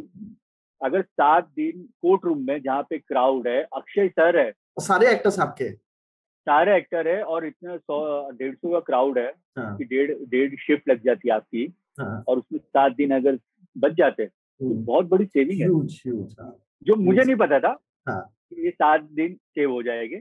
आप सिर्फ क्रिएटिव पॉइंट ऑफ व्यू से सोच रहे थे? क्रिएटिव पॉइंट ऑफ व्यू से सोचा था। और जब शीतल जी ने मुझे बोला था, मुझे याद है कि टीनू जी मुझे बता तू कैसे 4 कैमरा यूज करेगा। मैंने इतना बड़ा स्टोरी बोर्ड बनाया था, ईच एंड एवरी सीन का, हर शॉट में 4 कैमरा प्लेसिंग कहाँ होगी वो पूरा दिखा के। और मैंने शीतल जी को आई थिंक 15 दिन बाद वो मैंने उनको बुकलेट दी थी। मैं बोला ये देखो सर, ये रही प्लेसमेंट कैमरे की, ये 4 कैमरा मैं ईच एंड एवरी सीन में और शॉट में कहाँ लगाने वाला हूँ, और उस शॉट में कितना बोला जाएगा। 2 पेज बोले जाएंगे, 3 पेज बोले जाएंगे, 1 पेज बोला जाएगा, वो मार्किंग के साथ। ये शॉट यहाँ पे कट होगा, यहाँ से जाएगा, यहाँ से जाएगा, यहाँ से जाएगा। शीतल जी ने देखा, यार डन। थैंक्स टू शीतल जी, मेरी वो बुकलेट रेडी हो गई। जब मैं सेट पे गया, मैंने डीओपी को दे दिया। डीओपी को यार तू कब किया ये? सर इसको ही फॉलो करना है। और जैसे जैसे हम शूट करते गए ना, जैसे जैसे हम लोग इतना क्विक हो गए कि हमने 7 दिन बचा लिए। तो आपने डीओपी को पहले नहीं बताया था हम 4 कैमरे शूट कर रहे हैं? तो बाद में बताया तो क्या रिएक्शन? मैंने बोल दिया था 4 कैमरे। नहीं 4 कैमरे मैंने बोल दिया था। मैंने डिसाइड कर लिया था कोर्ट रूम में 4 कैमरे से शूट करेगी। सेट है ना, सेट पे पॉसिबल है। सेट पे पॉसिबल है, आउटडोर में पॉसिबल नहीं होता। और मेरा कोर्ट रूम का सेट अच्छा खासा बड़ा था। कहाँ पे शूट किया था आपने? छोटा नहीं था, आरके स्टूडियो। अच्छा, आरके स्टूडियो, चेंबूर। चेंबूर में अच्छा खासा बड़ा था। तो मैंने बोला आराम से सर छुप जाएंगे 4 कैमरा, पता भी नहीं चलेगा, है ना, और विद ट्रॉली जिमी जिप के साथ। तो सारी चीज बहुत अच्छी तरह से हो गई। तो प्रिपेयर्ड होने से ये सब बेनिफिट हो जाते हैं, है ना। इसमें डायरेक्टर का बेनिफिट ये है कि आपने जो प्लान किया हुआ है ना, वो आपको शॉट्स मिल जाएंगे, प्लस आप 1-2 एक्स्ट्रा शॉट भी ले सकते हो। एंड प्रोड्यूसर का बेनिफिट ये है कि यार जो टाइम पे बोला है डायरेक्टर ने, वो टाइम पे खत्म कर रहा है। तो स्टोरी बोर्डिंग आप पहले भी करते थे या फिर इसी फिल्म पे आपने करी, आपने कहीं मतलब story boarding how necessary is story boarding? नहीं, स्टोरी बोर्डिंग, इसमें स्टोरी बोर्डिंग वाइज मैं एक्चुअल स्टोरी बोर्डिंग नहीं की थी कि कैरेक्टर का फेस ये, जो मैंने कोर्ट रूम का सीक्वेंस का मैंने स्टोरी बोर्डिंग की थी। मैंने कोर्ट रूम का सेट का मैंने लेआउट ड्राइंग किया, ब्लॉकिंग कर ली थी। तो मैंने वो ब्लॉकिंग कर दी और मैंने कैरेक्टर के पॉइंट बना दिए थे कि यहाँ पे अक्षय सर है, ये रुस्तम है, ये सीन क्या है, ये ईशा गुप्ता है, ब्लूप्रिंट ऑफ एंटायर सीन ऊपर से बराबर टॉप व्यू से कि ये सब यहाँ बैठे हुए। अच्छा अभी फर्स्ट शॉट है तो एक कैमरा यहाँ पे, एक कैमरा यहाँ पे ट्रॉली पे, एक कैमरा यहाँ जिमी जिप पे, एक कैमरा यहाँ पे लो एंगल में, एक कैमरा यहाँ आई लेवल पे, और ये चारों कैमरे में क्या कैप्चर हो रहा है वो डिस्क्रिप्शन, और कौन से पॉइंट तक कैप्चर हो रहा है वो डिस्क्रिप्शन, प्लस अगर 2 कैमरा ट्रैवल हो रहा है, मतलब ट्रैवल इन द सेंस के राइट टू लेफ्ट मूव कर रहा है, कब कर रहा है, कौन से डायलॉग से, वो सारी चीज डिटेल। मैं तो सेट पे जाके कुछ डिस्कशन ही नहीं, मैं भी अगर भूल गया तो वो मैं पढ़ूंगा, मुझे याद है अच्छा मैंने ये सोचा था, ओके डन सर, ये इधर से ऐसे होगा। And that is why it is required कि आप पेपर पे लिख लो, सेट पे आके दिमाग बहुत ऑक्यूपाइड हो जाता है ना 4 चीजों में 5 चीजों। डेफिनेटली, और कभी बाय चांस मिसप्लेस हो गया, कुछ चीज मिस हो गई, तो फिर कौन आपको कहाँ से शॉट दोगे, निकालोगे? सही है। तो वो चीजें तो बेटर है आप प्रिपेयर्ड होके जाओ, उसमें प्लस ही है ना। अगेन सर देयर आर दूसरी चीज 2 स्कूल ऑफ थॉट्स, एक वो जो डायलॉग सेट पे चेंज करते हैं, Francis Ford Coppola, again Steven Spielberg, जो फुल स्टॉप भी होता है तो कहते हैं एक्टर से pause low. So again which character better है स्क्रिप्ट ब्लॉक करके जाओ सेट पर। अच्छा, वो स्क्रिप्ट ब्लॉक करके जाओ, सारी चीजें, ये नहीं कि सेट पे सीन लिखा जा रहा है, ये नहीं होना चाहिए। नहीं, अगर एक्टर बोलता है कि मैं को चेंज करना चाहता हूं, मेरे को लगता है डायलॉग का ऐसे बोल देना चाहिए, एक 2 लाइन हो इट्स ओके, बट आप बोलोगे पूरा सीन का अभी वो चेंज करो, तो पहले स्क्रिप्ट क्यों पढ़ी थी फिर? क्यों पढ़ी थी? सो यू से देम ब्लंटली, आप बोल देते हो कि नहीं इतना चेंज नहीं होगा। ये नहीं सर, ये आप ये पढ़ लो, है ना। और ऐसे भी सीन, मेरा जो एक्सपीरियंस हुआ अक्षय सर कुछ ऐसा कुछ करते ही नहीं है कि नहीं सेट पे आके बोलेगे टीनू नहीं यार मैं ऐसे नहीं करूंगा, मैं ऐसे नहीं, क्योंकि उनको पता टाइम वेस्ट हो जाएगा। And he is very experience. तो मैंने उनके बारे में जितनी अच्छी बातें सुनी है कि वो सेट पे आते हैं आपका मुद्दे की बात करते हैं। उनका क्या सजेशन बराबर, और उनका सजेशन बहुत ये होता है कि सजेशन में क्या लाइन होगी उनकी, यार ये लाइन मैं ऐसे बोल देता हूँ। तो मेरा क्या होता है सर, एक बार जो लाइन लिखी है ना वो आप बोल दो, मैं दूसरा टेक ले लेता हूँ, आप उस तरह से बोल दो। मुझे मेरी लाइन मिल गई, एक्टर भी खुश, एक्टर को भी मिल गई, फिर जो डिसीजन लेना एडिट पे ले लेते। वहां पे टाइम वेस्ट नहीं, डिजिटल का फायदा है, डिस्कशन हो रहा है। और मुझे याद नहीं अक्षय सर ने कुछ ऐसे कुछ लाइन चेंज की, हार्डली कोर्ट रूम में एक लाइन चेंज की थी उन्होंने, और एक घर के सीन में एक लाइन चेंज की थी, दैट्स इट। उसके अलावा जो लिखा था वो सारे बोल के गए।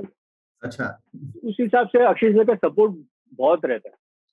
As a first time director उन्होंने मतलब और यार उन्होंने बहुत नए डायरेक्टर के साथ काम किया, मैक्सिमम जो एक एक्टर है जिन्होंने नए डायरेक्टर के साथ काम किया है ना, उन्होंने पहले दिन ही मुझे समझ लिया होगा पानी में ये कितना पानी में है ना। तो उसके बाद एक आर्टिस्ट को भी एक वो जो क्या बोलते हैं, थोड़ा रिलैक्स हो जाता है कि नहीं यार ये डायरेक्टर को पता है क्या करना है ना। नहीं तो वेरी फर्स्ट डे से टेंशन में आ जाते कि यार फंस तो नहीं गया मैं। तो यार मुझे ऐसा लग रहा है कि उनको एक चीज समझ में आ गई होगी फर्स्ट डे कि हाँ भाई ठीक है यार ये संभाल लेगा, और उसके बाद मुझे फुल सपोर्ट मिलता रहा। बकायदा मैं बता रहा हूँ कि अक्षय सर की 8 घंटे की शिफ्ट होती है, 8 घंटे के ऊपर देते नहीं है वो। बट मैंने उनके साथ 43 डेज शूट किया था। 43 डेज, उनका 45 का है ना, 45 डेज दो। मैंने उनको बोला था मुझे सर आपके 47 डेज चाहिए, मैंने बोला ले ले, बराबर। मैंने उनका काम 43 डेज में खत्म कर दिया। ओके, बट ये 43 डेज में से 35 डेज उन्होंने हर रोज मुझे 1 से 1.5 घंटा ज्यादा दिया, है ना। विदाउट कंप्लेन किए, मतलब वो देखते थे कि मैं जेन्युइनली उनको है ना, मतलब ऐसे नहीं कि सुबह जब वो 9 बजे आते थे तो मैं 9 बजे के बाद उनका 11:30 बजे शॉट लेता था, 10 बजे शॉट लेता था, ऐसा नहीं था। वो 9 बजे आते थे, मैं बोलता सर हम रेडी है, आप आ जाओ सेट पे। तो देखते थे कि यार ये बंदा है ना जेन्युइनली काम कर रहा है, मेरा टाइम वेस्ट नहीं कर रहा है, और ये अगर 1.5 घंटा मांग रहा है तो जेन्युइनली कंप्लीट कर रहा है, जेन्युइनली मांग रहा है। मतलब मैंने ये नहीं देखा कि मेरे 8 घंटे में इसने टाइम पास किया है, 2 घंटा टाइम पास किया और अभी मेरे 8 घंटे खत्म हो गया तो मेरे से बोला सर 1.5 घंटा दे दो ना प्लीज मुझे। तो वो नोटिस, मैं वही बोल रहा हूँ ना कि जब इतना एक्सपीरियंस होता है एक एक्टर को, वो समझते हैं थोड़ा कि हाँ कहाँ पे चीज क्या हो रही है और कहाँ पे चीज गड़बड़ हो रही है। तो वो एक चीज बहुत अच्छा सपोर्ट मिला। सेम विद प्रोड्यूसर्स ऑल्सो, मतलब नीरज जी शीतल जी से मैंने 85 डेज मांगे थे, उन्होंने कुछ नहीं बोला, ओके डन, जो रिक्वायरमेंट थी सारी रिक्वायरमेंट पूरी हुई। तो आई थिंक सो उनकी कंपनी में भी एक नए डायरेक्टर के साथ इतनी बड़ी फिल्म बन रही थी, पहली फिल्म थी। It was a huge bet. हाँ, तो उनके लिए भी था, लेकिन उन्होंने पूरा फ्री हैंड दिया था मुझे, तो सपोर्ट बहुत अच्छा मिला। रिलीज हुई, पिक्चर हिट हुई, सब खुश थे। तो अक्षय सर खुश थे, नीरज जी शीतल जी खुश थे, प्रोड्यूसर खुश थे, डिस्ट्रीब्यूशन सब खुश थे, ऑडियंस खुश थी, सारी चीज थी, अच्छी थी। अच्छा, एक चीज पूछना चाहता हूँ मैं आपसे, जैसे आप अक्षय जी को नरेशन देने गए और throughout as a chief AD भी आपने बहुत सारे एक्टर्स को मेरे लगता है नरेशन दिया होगा। सो नरेशन पे अगर आप ध्यान दोगे, कोई किताब नहीं है और कोई यूट्यूब वीडियोस भी नहीं है। नो वन टॉक्स अबाउट कि नरेशन सक्सेसफुली कैसे दिया जाए। जैसे मैंने नरेशन शुरुआत में दिया था तो बहुत खराब देता था, people would get bored listening to me. Over the time I developed a way of speaking. कुछ डायरेक्टर्स को मैंने देखा है वो जब नरेशन देते हैं, जैसे मैंने सुना अनीस बज़मी जी देते हैं तो टेबल के ऊपर भी चढ़े आएंगे, पूरा दरवाजा खुला, ऐसे हुआ ये हुआ। कुछ डायरेक्टर्स को मैंने देखा वो स्क्रीन पे पूरा रीड कर देते हैं एज इट इज, और कुछ डायरेक्टर्स एज इट इज सुना देते हैं सिनॉप्सिस की तरह। So what is the right way of narration? How do you give narration to impress the actors? कोई राइट रॉन्ग का वो नहीं होता है, राइट रॉन्ग का कुछ होता नहीं है ना, सबकी अपनी स्टाइल होती है। ओके, किसी की स्टाइल होती है जो आपको नॉर्मल लाइन भी बोलते आपको हंसी आ जाती है, है ना। तो वो टैलेंट होता है। जैसे लोग बोलते हैं कि जैसे जावेद सलीम जावेद का नरेशन, सलीम जी जावेद जी का नरेशन, उनका नरेशन बहुत माइंड ब्लोइंग होता था। अनीस बज़मी का नाम मैंने सुना हुआ है, रोमी भाई का नाम सुना है, रोमी जाफरी बहुत अच्छा देते हैं। हाँ, उनका भी नरेशन है। तो सबकी एक स्टाइल होती है, और राइटर जो राइटर होते हैं उनका तो नरेशन का ही खेल होता है ना पूरा। हाँ, पूरा नरेशन का खेल है। उनको तो नरेशन में ही सामने वाले को इम्प्रेस करना है। बट जैसे राज जी का सुना है, राजकुमार संतोष जी, वो भी राइटर डायरेक्टर है, तो उनका भी मैंने बहुत सुना है, कमाल का नरेशन देते वो। ओके, तो सबका एक नरेशन की स्टाइल होती है। ओके, अब आप कैसा दे रहे हो वो तो यार सामने वाला ही बोल सकता है। आप प्रिपरेशन क्या करते हो? आ जाती है। क्या प्रिपरेशन करते हो नरेशन के लिए? प्रिपरेशन तो कुछ नहीं होती। देखो, जैसे रुस्तम का जो नरेशन है, आपको तो स्क्रिप्ट याद रहनी चाहिए, स्क्रिप्ट के हाई पॉइंट याद रहने चाहिए, आपको लाइंस याद रहनी चाहिए, है ना, और फ्लो, एक फ्लो याद रहना चाहिए कि आप कैसे, अगर थ्रिलर है तो आप जब आप नरेट करते हो तो थ्रिल की फील आनी चाहिए, तो सामने वाला भी लगे कि हाँ यार, आप ही नहीं समझो, सामने वाले भी समझना चाहिए कि आप बताना क्या चाह रहे हो भाई, कहानी है क्या। तो वो चीज उनको समझ में आ जाए। कॉमेडी है तो कॉमेडी के पंचेस उनको समझ में आ जाए। बट ये कोई टेक्निक नहीं है कि इस तरह से नरेशन दो या उस तरह से नरेशन दो। बहुत जनों का यार, जैसे हमारा जैसे नॉर्मल जो ग्रुप होता है, हमारे फैमिली ग्रुप होते हैं, उसमें कई लोग ऐसे होते हैं उनकी नॉर्मल बातें भी आप सुनते हो, लेकिन वो जिस तरह से बात करते हैं आपको हंसी आ जाती है। कुछ बात नहीं होती तो भी आपको टेंशन आ जाती है यार कैसे बात कर रहा है। तो वो सब एक पर्सन टू पर्सन होती है चीजें, इसमें कोई गाइडलाइन नहीं है कि हाँ भाई ऐसे। हाँ, बट ये है कि जो आपने लिखा है वो ही नरेट करो, ताकि जब वो नरेट के बाद पढ़े तो उसको नहीं लगे भाई आप नरेशन कुछ और देके गए, तो स्क्रिप्ट तो कुछ और है, स्क्रिप्ट में वो है ही नहीं। बहुत टाइम ऐसे होता है, क्योंकि नरेशन में क्या होता है, आप अगर 4 बार आप नरेशन दोगे ना एक ही सब्जेक्ट, आप कुछ ना कुछ नरेशन देते वक्त इम्प्रोवाइज करोगे। और back of the mind improvise क्यों कर रहे हो पता है आप? क्योंकि आपको पता है कि वो मिसिंग है चीज। तो अगर एक लाइन भी आप बोल दोगे ना जो आपने स्क्रिप्ट में नहीं लिखी है, क्योंकि आप क्यों बोल रहे हो लाइन, क्योंकि लाइन की जरूरत है। कभी कभी आप नरेशन देते वक्त आपको ये भी पता चल जाता है कि यार इस सीन की जरूरत ही नहीं है। जब मैं ही नरेट कर रहा था तो मैं अटक गया था इस सीन पे। मुझे लगता है सीन क्यों आ गया ये सीन के बाद तो वो दूसरा सीन आ जाना चाहिए। कई बार एक्टर्स जैसा सवाल पूछ देते हैं आप एकदम बुद्धि चकरा जाती है, आपको जवाब देना है पर बुद्धि चकरा जाती है। ये सब रेडी, मैं वही बताऊं, जब स्क्रिप्ट आपके दिमाग में क्लियर होगी, कैरेक्टर दिमाग में क्लियर होगा, एक्टर कितना भी पूछे, एक्टर छोड़ो, जो उनकी आजू बाजू राइट लेफ्ट वाली जो टीम होती है वो ज्यादा पूछते हैं, वो लोग पूछते हैं। और वो लोग ऐसे सवाल पूछते हैं जैसे कि मतलब आपको वो सारी जो चीज है कंट्रोल करके अपने आप को, है ना, उसको भी समझाना पड़ता है कि भाई ये ऐसा है और ऐसा है। तो वो सारी चीज आपको रिलैक्स रहना है। और अगर आपके दिमाग में स्क्रिप्ट क्लियर है, कैरेक्टर क्लियर है, तो सामने वाला 10 सवाल पूछे कोई इश्यू नहीं। और अच्छा सजेशन ले तो तुरंत पकड़ लो, डाल दो स्क्रिप्ट में, बन जाओ, सीधा सीन डाल दो, है ना। स्टबर्न नहीं होना चाहिए स्क्रीन पे बोले के। फिर भले वो एक्टर करे नहीं करे आपके पिक्चर, तो सीन ले लो। सजेशन दिया था कि यार होता है, बहुत बार होता है कि आप एक्टर को सुनाते हो, है ना, अनफॉर्चुनेटली वो चीज वर्कआउट नहीं होती है, बट एक्टर भी कभी कभी सुन के आपको ऑन द स्पॉट 2-3 सजेशन दे देता है ना। उसमें से कभी कभी सब अच्छे होते हैं, कभी कभी सब बकवास होते हैं, कभी कभी तो अच्छा लगेगा तो आप ले लो, वो आपकी स्क्रिप्ट का फायदा है और आपका फायदा है। तो नरेशन का कोई टेक्निक नहीं होती है। अगर आप में है वो कला, आप 1-2 नरेट करोगे, अगर आप नरेट कर पाते हो अच्छा, तो ही नरेशन दो, फोर्स नहीं है। जैसे मेरा वो है कि मैं अपने सब्जेक्ट में खुद ही नरेट करता हूँ, राइटर भी करता है, तो मुझे लगता है कि राइटर नहीं जा रहा है, फ्लो में नहीं जा रहा है, तो फ्लो में नहीं जा रहा है। कई राइटरों का ऐसा होता है कि वो पढ़ के नरेट करते हैं। देखा है मैंने। मैं पढ़ के नरेट नहीं कर सकता हूँ, मैं 2.5 घंटा विदाउट पढ़े नरेशन दे सकता हूँ, विथ लाइन। 2.5 घंटा? हाँ, जो भी मतलब स्क्रिप्ट पे नरेट करने में आपको 2 घंटा तो लग ही जाते हैं, लग जाता है ना। आप अगर जैसे मैं कोई थ्रिलर स्क्रिप्ट सुनाऊंगा तो 2 घंटे तो लग ही जाएंगे। आपको ड्रामा क्रिएट करना है, आपको ये बताना है, बोलना है, सारी चीजें करनी है, 2 घंटे लग जाते हैं आपको।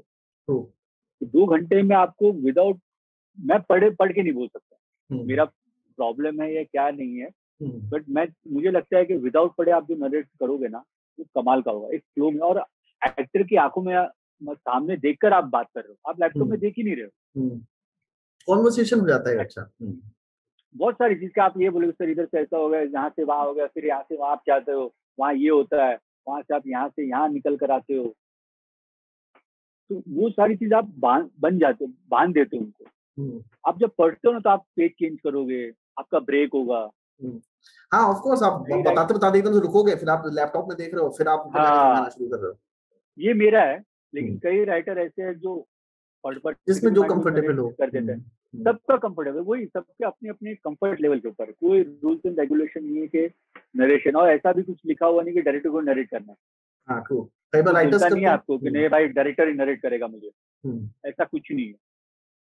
राइटर होते क्यों है? राइटर नरेट करने के लिए, लिखने के लिए, और वही नरेट करेंगे। हाँ, राइटर ही नरेट करता है उसको, मान लो आपकी कहानी हो, आप अच्छी तरह से और नरेट कर सकते हो, है ना। अच्छा, आपने 20 साल असिस्ट किया सर, तो एक जैसे अगेन 2 स्कूल ऑफ थॉट्स है, मैं स्कूल ऑफ थॉट्स की बात कर रहा हूँ कि अनुराग कश्यप हैं, सत्यजीत रे हैं, टैरेंटिनो है, जिन्होंने किसी को असिस्ट नहीं किया। कुछ लोग हैं जो बहुत बड़े डायरेक्टर बने जिन्होंने बहुत असिस्ट किया 10-20 साल। तो आपको क्या लगता है, over the years of experience, assist करना जरूरी है या नहीं जरूरी है, या लोग डायरेक्टली अपनी फिल्म बनाना शुरू करें और एटलीस्ट या तो 5 साल 10 साल असिस्ट करें, उसके बाद अपनी फिल्म बनाने के लिए बाहर निकले? Over the years what you have realised?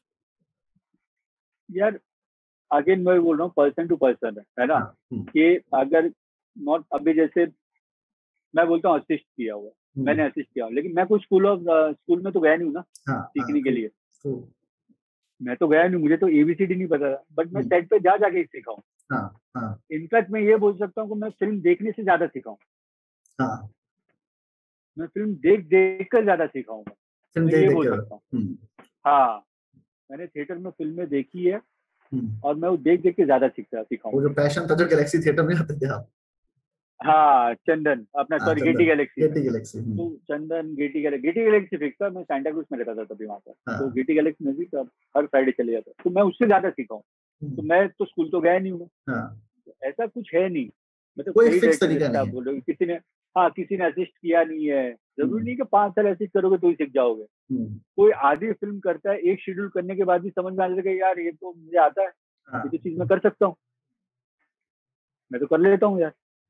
आपको हेल्प बहुत मिलती है, जैसे मैं आपको बताऊं, जैसे आप नए डायरेक्टर हो, ओके, बट आपकी स्टोरी टेलिंग में या स्टोरी सब्जेक्ट और स्क्रीन पे में आपका बहुत ही स्ट्रॉन्ग हैंड है, ओके, और आप लिख सकते हो, अच्छा लिख सकते हो, तो आपके पास एक माइंड ब्लोइंग सब्जेक्ट आपने तैयार कर लिया, ओके। अभी आपको चाहिए आपको डायरेक्ट करनी है, फिर आपके साथ एक अच्छा डीओपी आ जाए, आपको डीओपी एक हेल्पफुल हो जाता है। आप डीओपी को एक्सप्लेन करते हो, सर मुझे ये सीन इस तरह से शूट होना चाहिए, ये इस तरह से, ओके ठीक है। डीओपी आपको हेल्प करेगा, भाई ये लेंस लगाओ, कैमरे की प्लेसमेंट ये करो, है ना। आप बोलोगे सर मुझे थोड़ा मूवमेंट चाहिए, बोलो ओके ठीक है, कैमरा आपको मूवमेंट करके डीओपी बता देगा, तो वो आपको हेल्प मिल सकती है, जिसको चाहिए उन सबको मिल सकती है ना, हर डायरेक्टर को मिल सकती है। जो डायरेक्टर को पता है वो बात अलग है। तो वैसा कुछ नहीं है कि आपको कुछ इतने साल असिस्ट करोगे तभी आप डायरेक्टर बन सकते हो, जो आपको सूट करता है, सारी चीज, हाँ जो सूट करे। आप सब पर्सन टू पर्सन है कि वो क्या सोच के इंडस्ट्री में आ रहा है, वो बंदे ने भी, जैसे आप जो नाम दे रहे हो डायरेक्टरों के हॉलीवुड के, मैंने उनकी कोई फिल्में देखी नहीं है, ओके, ना मैं फॉलो करता हूँ, तो जरूरी नहीं है कि मैं डायरेक्टर नहीं बन सकता हूँ। तो कोई अगर है कि जो जिसने हॉलीवुड की सारी फिल्में देख चुका है, बड़े बड़े डायरेक्टरों की, है ना, तो उसने उस फिल्म से नॉलेज ले लिया होगा, और फिर उतरा होगा कि नहीं यार मेरे को तो फिल्म बनानी, तो वो भी बना सकता है, क्योंकि सपोर्ट करने के लिए है, आपकी टीम है ना। आपको डायरेक्ट करना है बेसिकली, आपको खाली बताना है कि मुझे ये चाहिए, एक्टर को बताना है आपको ये चाहिए, एक्टर करेगा एक्टिंग। डीओपी को आपने बोल दिया कि सर मुझे इस तरह का चाहिए, ये चाहिए, इतना टाइट चाहिए, ओके ठीक है, डीओपी लेंस लगा देगा, है ना। हाँ वो आपका काम नहीं है, हाँ वो आपका काम नहीं है, आपने बताया माइंड ब्लोइंग, बट आप इस चीज की वजह रुक नहीं जाओगे। तो आपको ये नहीं बोलेगा आप डायरेक्टर नहीं बन सकते क्योंकि आपको लेंस लगाने नहीं आते, लेंस आपको पता नहीं कि 50 का लगाना चाहिए, 75 का लगाना चाहिए, तो आप कर सकते हो चीज, उसमें कोई वो नहीं। आप जैसे बता रहे हो, good director also gets a good crew, right people. हाँ बेटर है क्या अच्छा डायरेक्टर हो और साथ में अच्छी टीम वो सिलेक्ट करे, जो उसकी क्रिएटिविटी चीज को और इनहांस करे चीज को। हाँ जैसे हम लोग उस दिन शायद बात करते हैं कि ऋषिकेश मुखर्जी के जो मेन लोग, उनकी डेथ हो गई, उनके बाद उन्होंने झूठ बोले कौवा काटे बनाई, तो वो उतनी अच्छी पिक्चर नहीं थी जितना वो 70s में बना रहे थे, बिकॉज उनके जो क्रू था वो चेंज नहीं होता था। राज कपूर के साथ भी सेम था। वो भी चीज अभी वो चीज तो मैं भी डिस्कस पता नहीं चल सकता कि तो बातें तो होती रहती है यार इंडस्ट्री में बहुत सारी, है ना। और जब एक मेकर एक जो इतनी सारी हिट फिल्में दे चुका होता है, तो जब वो एक फ्लॉप फिल्म बनाते हैं ना, तो सब लोग बोलना शुरू कर देते हैं, सवाल उठने लगते हैं। ये सेम विद डेविड जी के साथ भी होता है, ना। और जो भी बड़े बड़े डायरेक्टर, खासकर कॉमेडी जिन्होंने बनाई है फिल्म, कॉमेडी में रिस्क बहुत है, या तो हिट है या फ्लॉप है। बहुत बड़ा रिस्क है, बहुत बड़ा रिस्क है।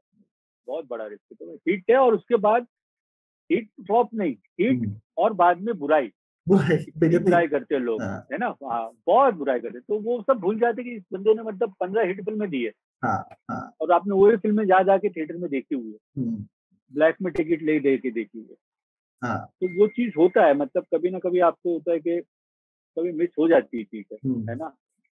टाइम चेंज हो जाता है, फिर आप ट्राई करते हो कि टाइम के साथ चलने के लिए, लेकिन कभी आप थोड़ा पीछे रह जाते हो, है ना। अच्छा, आप अभी अपनी नेक्स्ट फिल्म बनाने वाले होंगे जल्दी? हाँ जी, तो ऑल ओवर इंडिया पिछले 4 साल से लगा हुआ हूँ। अच्छा, नहीं बस जल्दी होने वाली है। आप, मेरा इंटरव्यू हो गया, बस होने वाला है। I'm a lucky guy. Thank you so much. So अभी ऑल ओवर इंडिया ये जो बच्चे इंटरव्यूज देख रहे होंगे, उनमें से अगर कोई आपको असिस्ट करना चाहता हो और आपको अप्रोच करे, तो वो 5 क्या क्वालिटीज हैं जो आप देखते हो एक लड़के में होनी चाहिए कि मैं उसे बोलूंगा कि ठीक है तुम मुझे असिस्ट कर सकता है? एक असिस्टेंट डायरेक्टर में अपने नीचे जो आप पे काम कर रहे हो, उसमें क्या 5 क्वालिटीज आप देखते हो? क्वालिटी तो जब तक वो काम नहीं करेगा मैं क्या देखूंगा, मतलब सिंपल सी बात है। मुंबई का ही है, ये है कि जब भी वो आए, जब भी बंदा वो आए, है ना, मेरे पास आए या किसी और के पास आए, फिल्म इंडस्ट्री की चकाचौंध देख करना है कि यार मैं तो इंडस्ट्री में जा रहा हूँ, मुंबई जा रहा हूँ, फिल्म में हीरो लोग के पास सेल्फी लूंगा, फोटो लूंगा, ऑटोग्राफ लूंगा। ये सब चक्कर बहुत जने ऐसे आते हैं जो इसी में चीजों में आ जाते हैं, है ना, क्योंकि उनका कोई डायरेक्शन होता ही नहीं। इनका यही होता है कि नहीं निकले और आ गए, बराबर। तो इसमें ये चीज पता भी नहीं चलती कभी कभी कि कौन बंदा जेन्युइन है, क्या चीज है। जब तक आप किसी को भी, मैं ये तो नहीं बोल सकता ना तुमको आती नहीं है काम, या तुमको आता नहीं है काम, कैसे बोल सकता हूँ जब तक मैं काम नहीं करूंगा उसके साथ, है ना। और बंदा तो नया ही है, बंदा तो नया ही है ना, इंडस्ट्री में आ रहा है, नया बंदा है, तो सीखने ही आ रहा है, सीखने ही आ रहा है। तो सीखने आ रहा है, तो जब तक वो 1-2 महीने, जैसे रुस्तम मैं बता रहा हूँ, मैं रुस्तम में फर्स्ट शेड्यूल में मेरे ऐसे 2 बंदे थे, है ना, जो आए थे, बट वो पता चल जाता है एक शेड्यूल में कि नहीं होगा वर्क भाई, चीज नहीं होगी। क्योंकि आप अगर उनको छोटा काम भी देते हो, अगर वो चीज सिंपल काम, इसमें एक ऐसा नहीं है कि कुछ इसमें कोई नॉलेज चाहिए, सिंपल सा काम, और वो चीज नहीं दे पाए तो आप उसको सॉरी बोलना पड़ता है कि सॉरी भाई नहीं हो सकती, मेरे यहाँ तो नहीं हो सकती, है ना। कई बार लोग इंटरव्यू में बहुत पैशन दिखाते हैं, वो दिखाते हैं, सेट पे आके वो डिलीजेंस नहीं रहती उनके अंदर। पैशन रहता है कि वो देख ली, सेट पे रहना है, पर सेट पे काम नहीं किया था उनसे। हाँ, और क्या है ना, मैं अगेन बोलता हूँ कि बहुत कम लोग हो गए जो आपको सिखाते हैं इंडस्ट्री में, और वो भी क्योंकि बिजी है लाइफ, है ना, और सबकी अपनी अपनी लाइफ में टेंशन चल रही है, फिल्मों की, सारी चीज की। तो आपको 1 बार सिखाएंगे, 2 बार सिखाएंगे, 3 बार सिखाएंगे, हर टाइम आप सोचोगे वो बंदा आके सिखाते ही रहेगा, इससे नहीं होगा। तो ये आपको ही सेट पे आके आपको ही सीखना है और आगे बढ़ना है। ट्रू, मुझे ऐसा लगता है आदमी इतना पैसा खर्च करके फिल्म बना रहा है, वो आपको सिखाने के लिए थोड़ा बना रहा है। आप सेट पे डायरेक्टर के लिए एसेट नहीं हो, लायबिलिटी बन रहे हो, तो वो आपको भगा ही देगा ना। आप उससे बार बार जाके सवाल पूछ रहे हो, भाई वो तुम्हें खिलाए पिलाए भी, कन्वेंस भी दे, सब कुछ करे, पैसे भी दे, और तुम्हें सिखाए भी, तुम्हें फिर से फिल्म स्कूल ज्वाइन कर लो। तुम अगर ऐसे भी कई लोग आते हैं, जिसमें बोलते हैं कि नहीं सर हमें कुछ नहीं चाहिए, है ना, हम आते आपके सेट पे। सवाल उसका नहीं है, आप आने के बाद अगर मुझे लगेगा कि यार आप आ ही रहे हो और मुझे कुछ आप में लग नहीं रहा कि यार आपको कुछ, कि यार कुछ कर ही नहीं रहे हो ना, कुछ आपका एफर्ट है, डीओपी को परेशान कर रहे हो, प्रोडक्शन डिजाइनर को परेशान कर रहे हो, सवाल पूछ रहे हो। वो एक भी चीज होती है कि मतलब क्योंकि सब लोग जॉब पर आए हुए, कोई छुट्टी पे नहीं आया।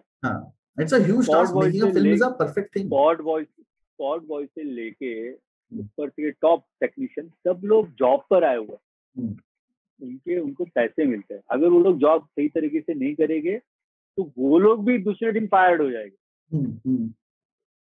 तो इसमें जब नया बंदा आता है तो एक तो उसका ये होना चाहिए कि भाई वो थोड़ा हम्बल हो और डिस्टर्ब ना करे दूसरे को काम करते वक्त, तो फ्री टाइम हो तो उससे थोड़ी नॉलेज ले और स्टेप बाय स्टेप ले। तो कई लोग को देखा डायरेक्शन में आते हो, फिर देखते कि डीओपी को जाके पूछना शुरू कर देते कि सर ये ऐसा, अरे भाई तू यहाँ पर है ना, वहां पे क्यों जा रहा है, बराबर।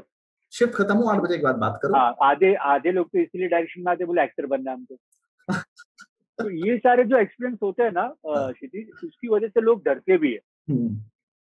क्या होता है कल उठ के अगर मैं बोलूँ कि यार मैं सर इसको रख रहा हूँ, और सेट पे कुछ भी गड़बड़ हुई, सीधा ब्लेम डायरेक्टर पे आता है या जो उसको लेकर आया था।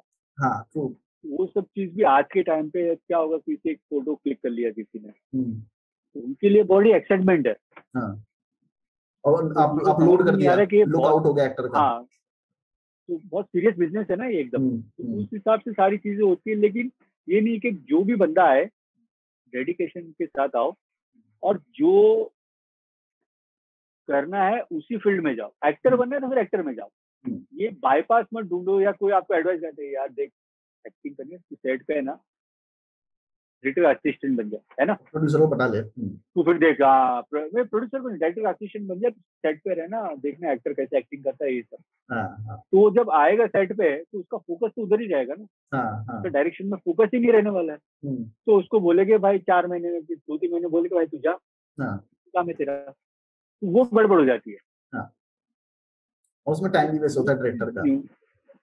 हाँ, या फिर आप जब ज्वाइन करते तो बोलोगे सर मुझे एक्टर बनना है, लेकिन आपके सेट पे रह के मुझे जरा देखना है कि एक्टर लोग कैसे प्रिपेयर करते हैं सारी, तो डायरेक्टर को भी पता है कि भाई ये असिस्टेंट डायरेक्टर नहीं है ये, है ना, ये आ रहा है उसके लिए आ रहा है, तो बाद में बैठे रहे देखते रहते।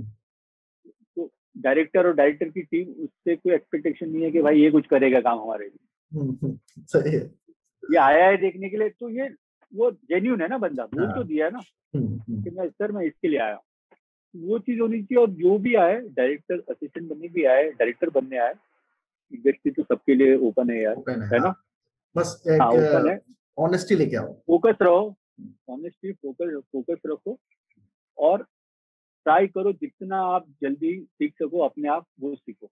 हाँ, लर्निंग की रिस्पॉन्सिबिलिटी आपके ऊपर है, वहाँ कोई आपका चाचा मामा नहीं बैठे हैं आपको सोचे कोई आके सिखाएगा, सिखा दिया आपका लक है, गुड लक, आओ आपका गुड लक, बट आप ये सोचो कोई मुझे सपोर्ट नहीं करने वाला है ना, जहाँ काम पे लगे, फिर अभी आप सीखो।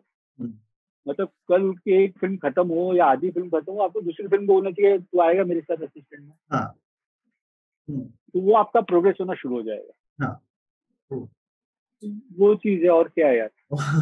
तो अभी 4 साल पहले आपकी फिल्म रिलीज हुई थी रुस्तम, काफी पैसा कमाया, अब मार्केट चेंज हो गई, कोविड आ गया, ओटीटी प्लेटफॉर्म्स हो गए, और हर रोज एक नया ऐप निकल रहा है, नया ओटीटी प्लेटफॉर्म निकल रहा है, तो क्या लगता है आपको, मतलब are you happy about this, do you take it as a positive change, और यू स्टिल वांट कि आपकी फिल्म जो है वो हॉल में रिलीज हो जाए, वो नेटफ्लिक्स में मेरे को नहीं रिलीज करना है या अमेज़न में नहीं रिलीज करना है, और you are more inclined towards web series now, ये फिल्म नहीं छोड़ो, वेब सीरीज बनाते हुए एवरीवन इज मेकिंग। नहीं वैसा वेब सीरीज का क्या है ना, अभी तक मैं खुद एक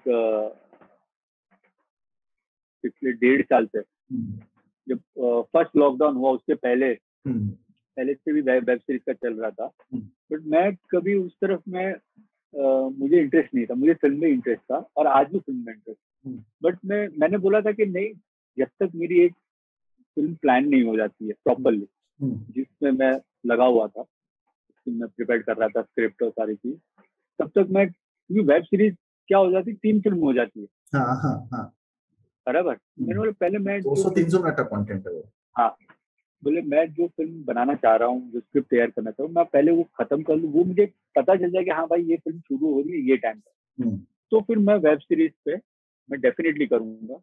एंड दूसरा ये कि मुझे वेब सीरीज अभी पता नहीं आगे क्या हो, बट मुझे स्पाई नहीं करनी थी, स्पाई के ऊपर, क्योंकि इतनी बन रही है वेब सीरीज, तो मैंने बोला यार मैं क्या करूंगा अलग, अलग क्या करूंगा, मुझे था कि मैं कुछ अलग कुछ सोचूं, थॉट सोचूं, है ना।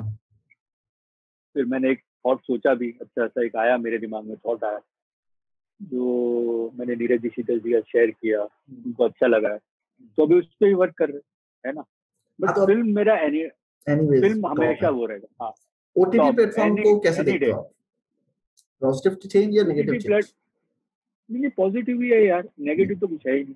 मतलब आपको घर पे इतने वर्ल्ड क्लास सिनेमा दिख रहा है आपको नेटफ्लिक्स में, है ना, अमेज़न पे, तो सारी चीज देख ही रहे हो, बराबर। पहले आप डाउनलोड कर करके चोरी कर करके देखते थे, वो सारी चीज आपको फ्रीली, और आपका विजन ओपन होता है ना, सारी चीजें देखने मिलती है, अच्छा ऐसे भी बन रही है, ऐसे भी चीज बन रही है, मतलब आप ओटीटी प्लेटफॉर्म पे ऐसी ऐसी फिल्में बन रही है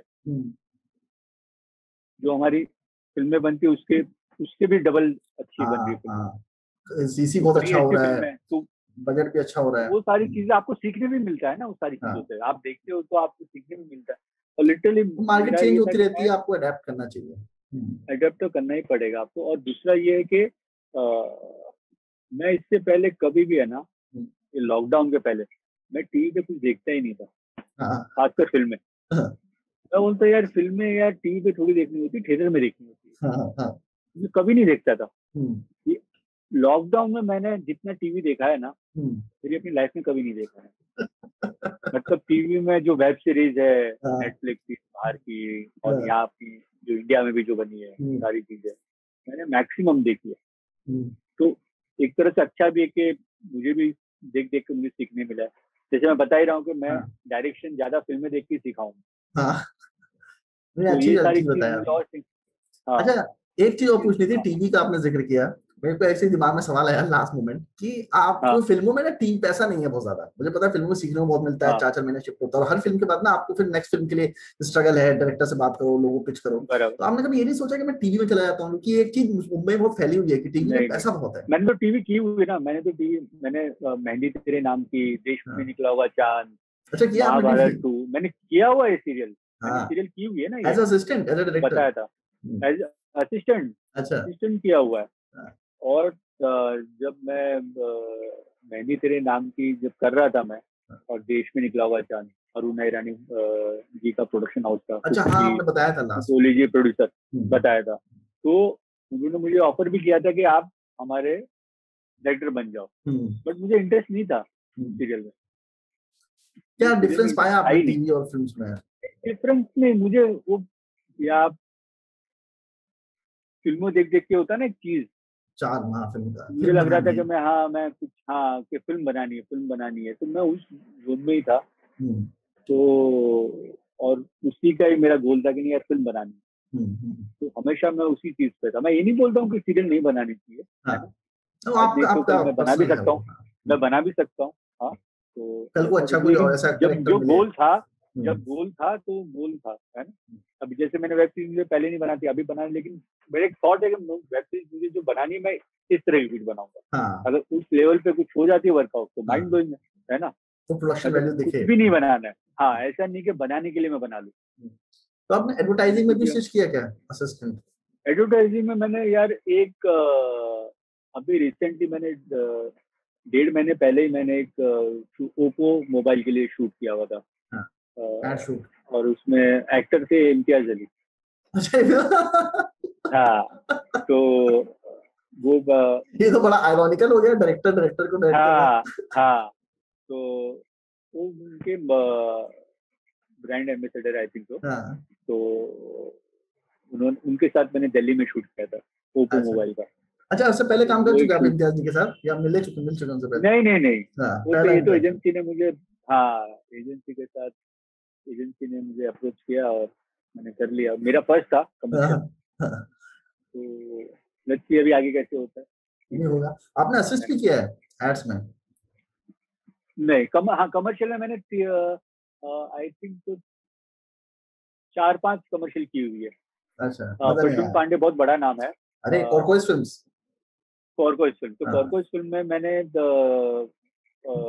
बड़ा नाम नहीं सर, टॉप है वो, IPL, टॉप है। तो उनके साथ मैंने 4 कमर्शियल की थी। अच्छा, प्रश्न जी के साथ 4 कमर्शियल की थी, फिर एक और एक बाहर की थी, तो ऐसे टोटल 5-6 मैंने कमर्शियल की थी। चलिए 5-6 कमर्शियल की थी।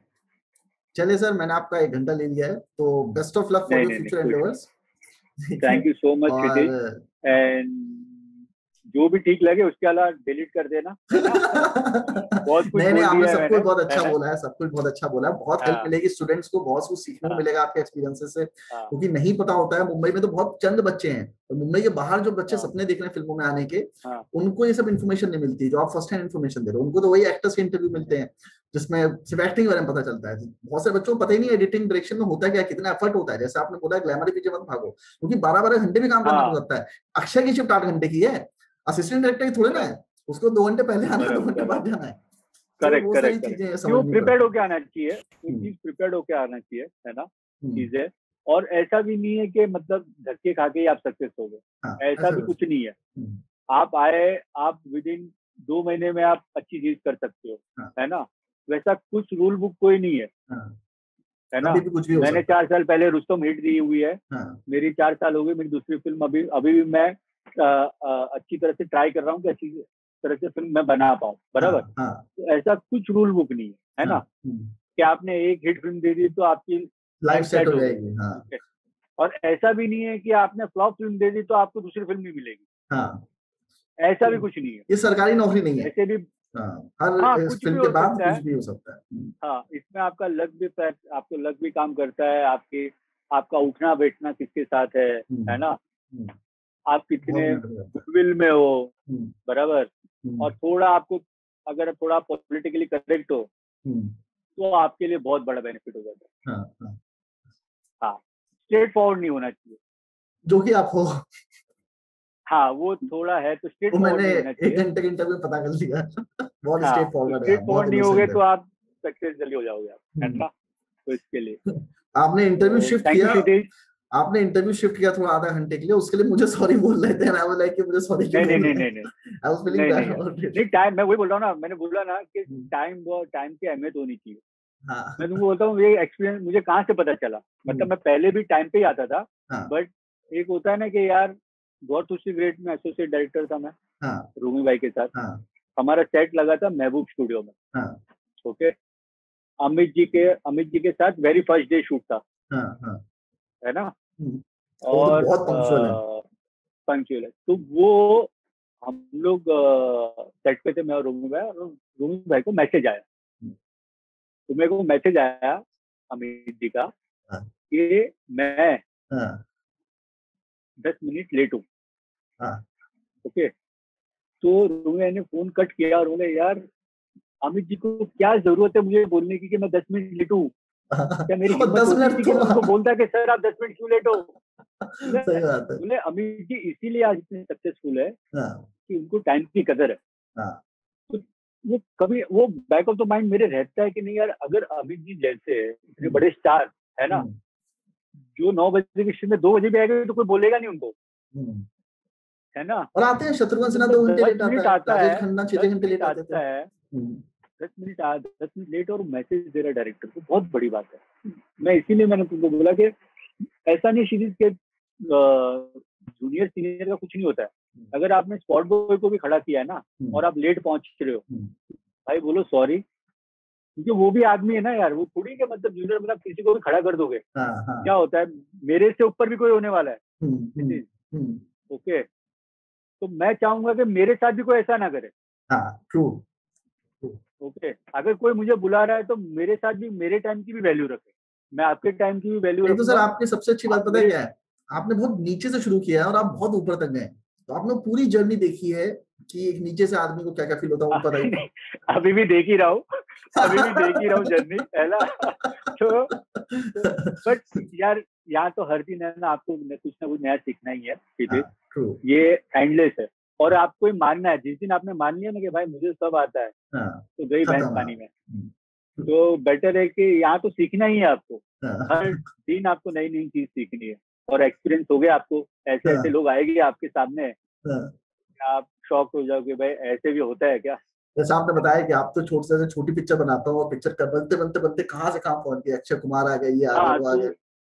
बराबर, वही चीज आप पता नहीं रहता ना कि आप एक मैं शुरुआत करूंगा 1920 लंदन से, और वो पिक्चर 1-1.5 साल के लिए रुक जाएगी, उसी दौरान एक स्क्रिप्ट आएगी जिसमें आपको पता भी नहीं हीरो कौन होगा, और सडनली अक्षय सर आ जाते हैं और बड़ी फिल्म बन जाती है, और पिक्चर 100 करोड़ क्रॉस भी कर जाती है।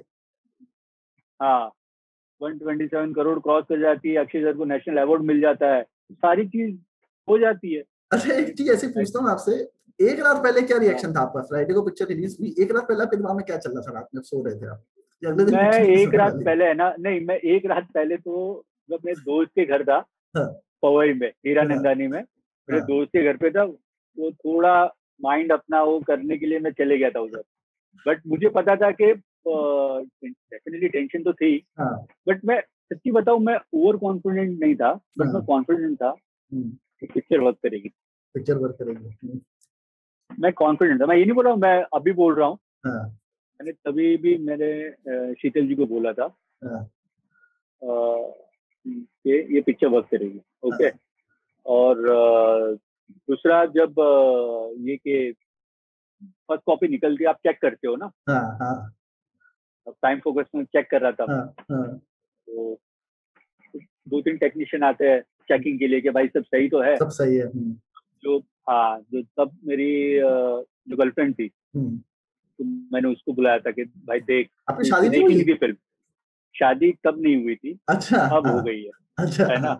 तो तब शादी नहीं हुई थी, तो गर्लफ्रेंड को बुलाया था, मैंने बोला देखो तो उसने देखी और पिक्चर खत्म होने के बाद बोले यार टीनू पिक्चर सुपर हिट है। मैंने बोला तू ऐसे मत बोल के मैंने बनाई इसके लिए। बोले नहीं बोल रही हूँ सुपर हिट है। चलो ठीक है।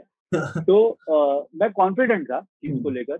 और मैं जैसे एक दिन पहले रात को मैं अपने दोस्त के वहां चले गया था, तो होता है थोड़ा आप रिलैक्स फील करते हो, दोस्तों के बीच में रहते हो। बट मुझे पता था कि ट्रायल हो रही है, ट्रायल्स हो रही है। तो मुझे याद है कि रिलायंस के एक जो बहुत ही बड़ी पोस्ट पे है वहाँ पे, उनका मुझे फोन आया और बोले मैं ट्रायल पे हूँ, वहाँ पे शत्रुघ्न जी की वाइफ है पूनम जी, और भी बड़े बड़े आई थिंक तरन आदेश भी थे, पता नहीं लोग थे वहाँ पे, है ना। तो मैंने बोला सब लोगों को पिक्चर बहुत पसंद आ रही थी, तूने कमाल बनाई है। मैंने बोला थैंक यू। तो बोला तू टेंशन मत ले, तू सो जा, है ना। हाँ, तो उनको भी मतलब एक चीज होती है ना कि उनको भी लग रहा होगा यार क्या हो क्या रहा है। तो सो जा रहा है। बोला ठीक है थैंक यू सर। बोले कुछ और हो तो बताना मेरे को, मेरा फोन चालू है। बोला नहीं ठीक है। तो हाँ सॉरी, मुझे पूनम जी से भी बात कर रही, पूनम जी से बात करे। पूनम जी ने बोला बेटे बहुत अच्छी फिल्म बनाई है तुमने, ये वो हमें लगा कि हम 59 में ही है, सारी चीजें बहुत अच्छा इमोशन है वो। Thank you ma'am, thank you very much. वो थोड़ा एक रिलैक्स हो गया था, मतलब ऐसा नहीं था कि रात को नींद नहीं आ रही है ना। वो आप मेहनत करी थी ना आपने, आपको पता था कि पिक्चर मैंने मेहनत तो करी अपनी तरफ से, और उसको लेकर क्या फिर मतलब कि थोड़ा रिलैक्स हो गया था। फिर एक फोन कॉल आया तो थोड़ा और रिलैक्स हो गया। फिर सेकेंड डे उठा, फिर मैं गया GT गैलेक्सी गया, चंदन गया, है ना। सब जगह जाके मैंने फिल्में देखी, उसको जाके देखी। फिर मैं अच्छा गए अगले दिन में गया। हाँ जगह में सब जाके मैंने रिएक्शन दिए, सब पूरा पिक्चर देखा बैठ के मैंने, एक शो। एंड सबसे लास्ट मुझे याद है कि सबसे लास्ट 9 से 12 मैंने मोहनजोदारो देखी चंदन में जाके। जस्ट सी की मेरी फिल्म चलेगी कि इनकी फिल्म चलेगी? नहीं ऐसा नहीं कि मुझे कंपैरिजन नहीं, लेकिन मैं बोलता रहा ना, मैं फिल्में देख के ही सीखा हूँ। तो मेरे लिए हर फिल्म देखनी है मुझे, है ना। तो मैं उसमें से नहीं गया कि कंपैरिजन, अभी तो पिक्चर रिलीज हो, क्या कंपैरिजन, अभी तो जो करनी है वो तो ऑडियंस करने वाली है ना। तो मैं क्या कर लूंगा। ओके, तो मैं देखने गया था एज अ ऑडियंस कि मुझे मोहनजोदारो देखनी है ना।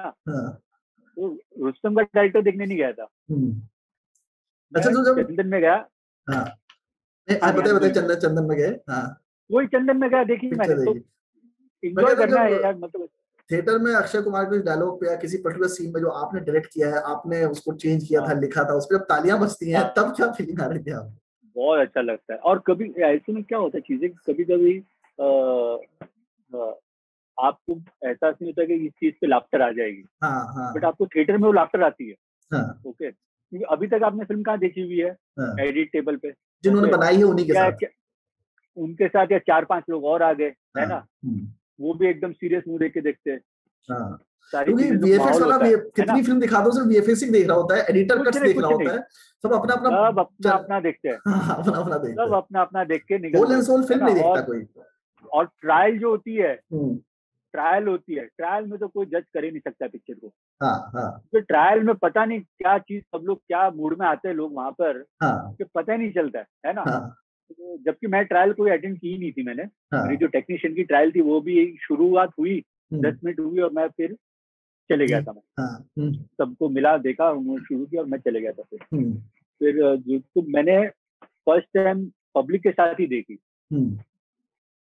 ओके, और मैंने मेरी फैमिली जो मेरे फ्रेंड सर्कल के लिए भी मैंने एक भी ट्रायल नहीं रखी थी। अच्छा, मैं सबको थिएटर में लेके गया था।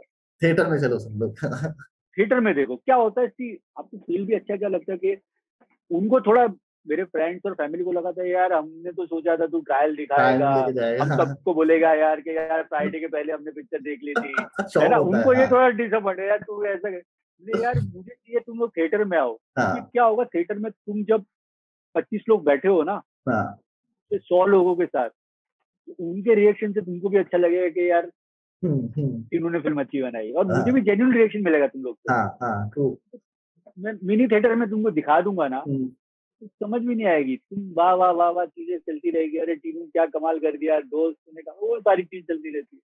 तो मैं मतलब मैं अपना जो सिटी मॉल वाला जो पीवीआर है, पूरे ग्रुप, पहला एक ग्रुप गया 25 का, फिर लेके गया 15 लोग को, फिर मेरी फैमिली को, मेरे घर से, तो सबको मैं ऐसे ही थिएटर में लेके गया।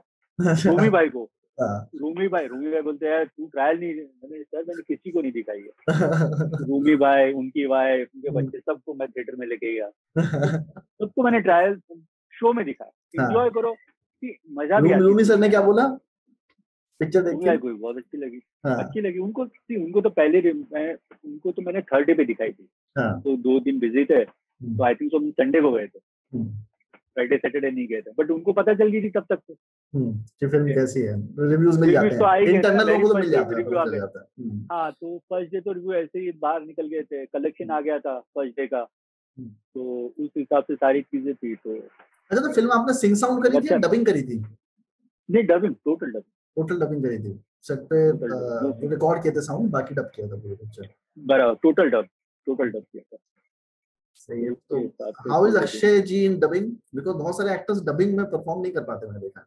अरे बहुत फास्ट है यार, बहुत अच्छा है, बहुत फास्ट है, अरे बहुत फास्ट। और क्या होता है ना, ये प्रो है यार, ये सब लोग। हां, 20-25 साल हो गए उनको, तो मतलब हाँ, बोले एक बार देख लेगा, चल लो, 1 2 3 बार लाइन बोल देंगे। ओके ठीक है, जो मैच हो रहा है देख ले, मैच होगा आओ चेन्नई, नहीं होगा तो वापस, चलो ठीक है। बहुत फास्ट, बट उनका मॉर्निंग का टाइम होता है। हाँ, ये मैंने सुना उनका, फोटोशूट कराना है, ये सब चीजें करनी है मॉर्निंग।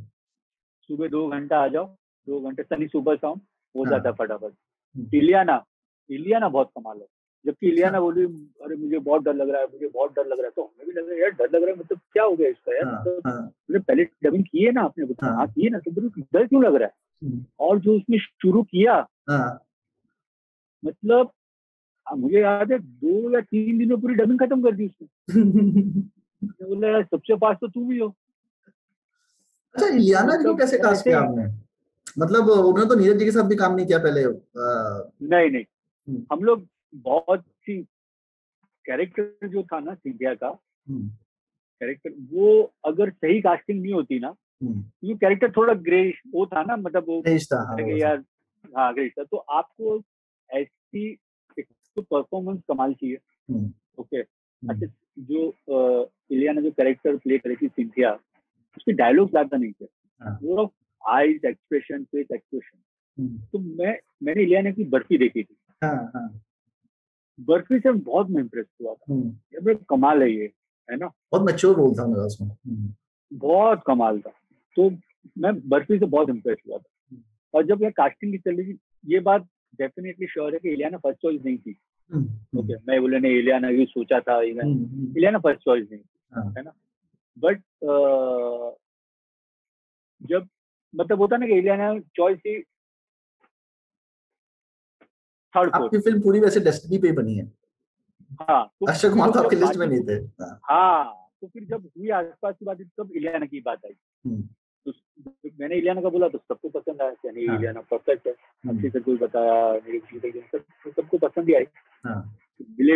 दिलेबी तो बहुत ही एकदम चिल्ड आउट है करने में, सारी चीज उसने सुनी है, वो भी तैयार हो गई, तो सारी चीज बहुत अच्छी तरह से हो गई। ऐसे ईशा गुप्ता का, अगेन ईशा गुप्ता का भी चीज यही थी कि ऐसा नहीं था कि हमारी फर्स्ट चॉइस थी ईशा गुप्ता, बट अगेन वही कि थर्ड एंड फोर्थ में थी। ओके, चीजें वर्कआउट हुई एंड देन ईशा से बात हुई, ईशा को भी पसंद आया, सारी चीजें हो गई, सारी चीज परफेक्ट। और कास्टिंग में होता ही है, सब लोग जो बोलते ना कि नहीं सर हमने तो ये सोचा था और ये हो गया, नहीं, कभी नहीं होता, कभी नहीं होता। मैंने अक्षय सर को नहीं सोचा था। कई बार एक्टर आपको स्क्रिप्ट भी अच्छी लगे तो क्या पता टाइम ना उसके पास जब आप शूट करना चाहते हो। जेन्युइनली तो वो चीज जो है ना कि नहीं मैंने तो जो सोचा था मैं उसी को कास्ट करके लेकर, तो ऐसा नहीं। और एक्टर को भी पता है ना, सारे एक्टर को पता है कि यार कभी कोई उनको भी पता है कि इससे वहां गई थी, है ना, और घूम फिर के मेरे पास आई है। ओके, या मैंने रिजेक्ट किया कोई दूसरा हीरो, सबको इंडस्ट्री में सबको पता रहता है, इसमें कोई वो नहीं होती चीज कि नहीं यार मैं फर्स्ट चॉइस नहीं थी और सेकंड चॉइस। इसमें बहुत बड़े बड़े लोग के फायदे हो गए।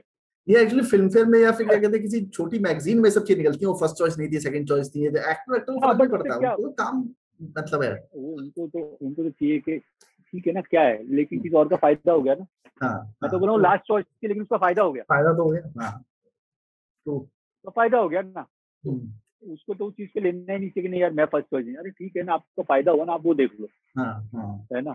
चलिए, थैंक यू टीनू जी, आपने बहुत टाइम दिया मेरे को। मैं आपसे बात करता हूँ और आपको गुड बाय बोलता हूँ, फिर मेरे दिमाग में कुछ सवाल आ जाता है, फिर पूछने लग जाता हूँ। नहीं, ठीक है, मटेरियल जितना होगा बेटर है, फिर एडिट पे अपने अच्छे बना लेना तुम अपने हिसाब से। चलिए Tinu ji, thanks for your time and मिलते हैं जल्दी। मैं मुंबई आता हूँ तो आपसे मिलता हूँ।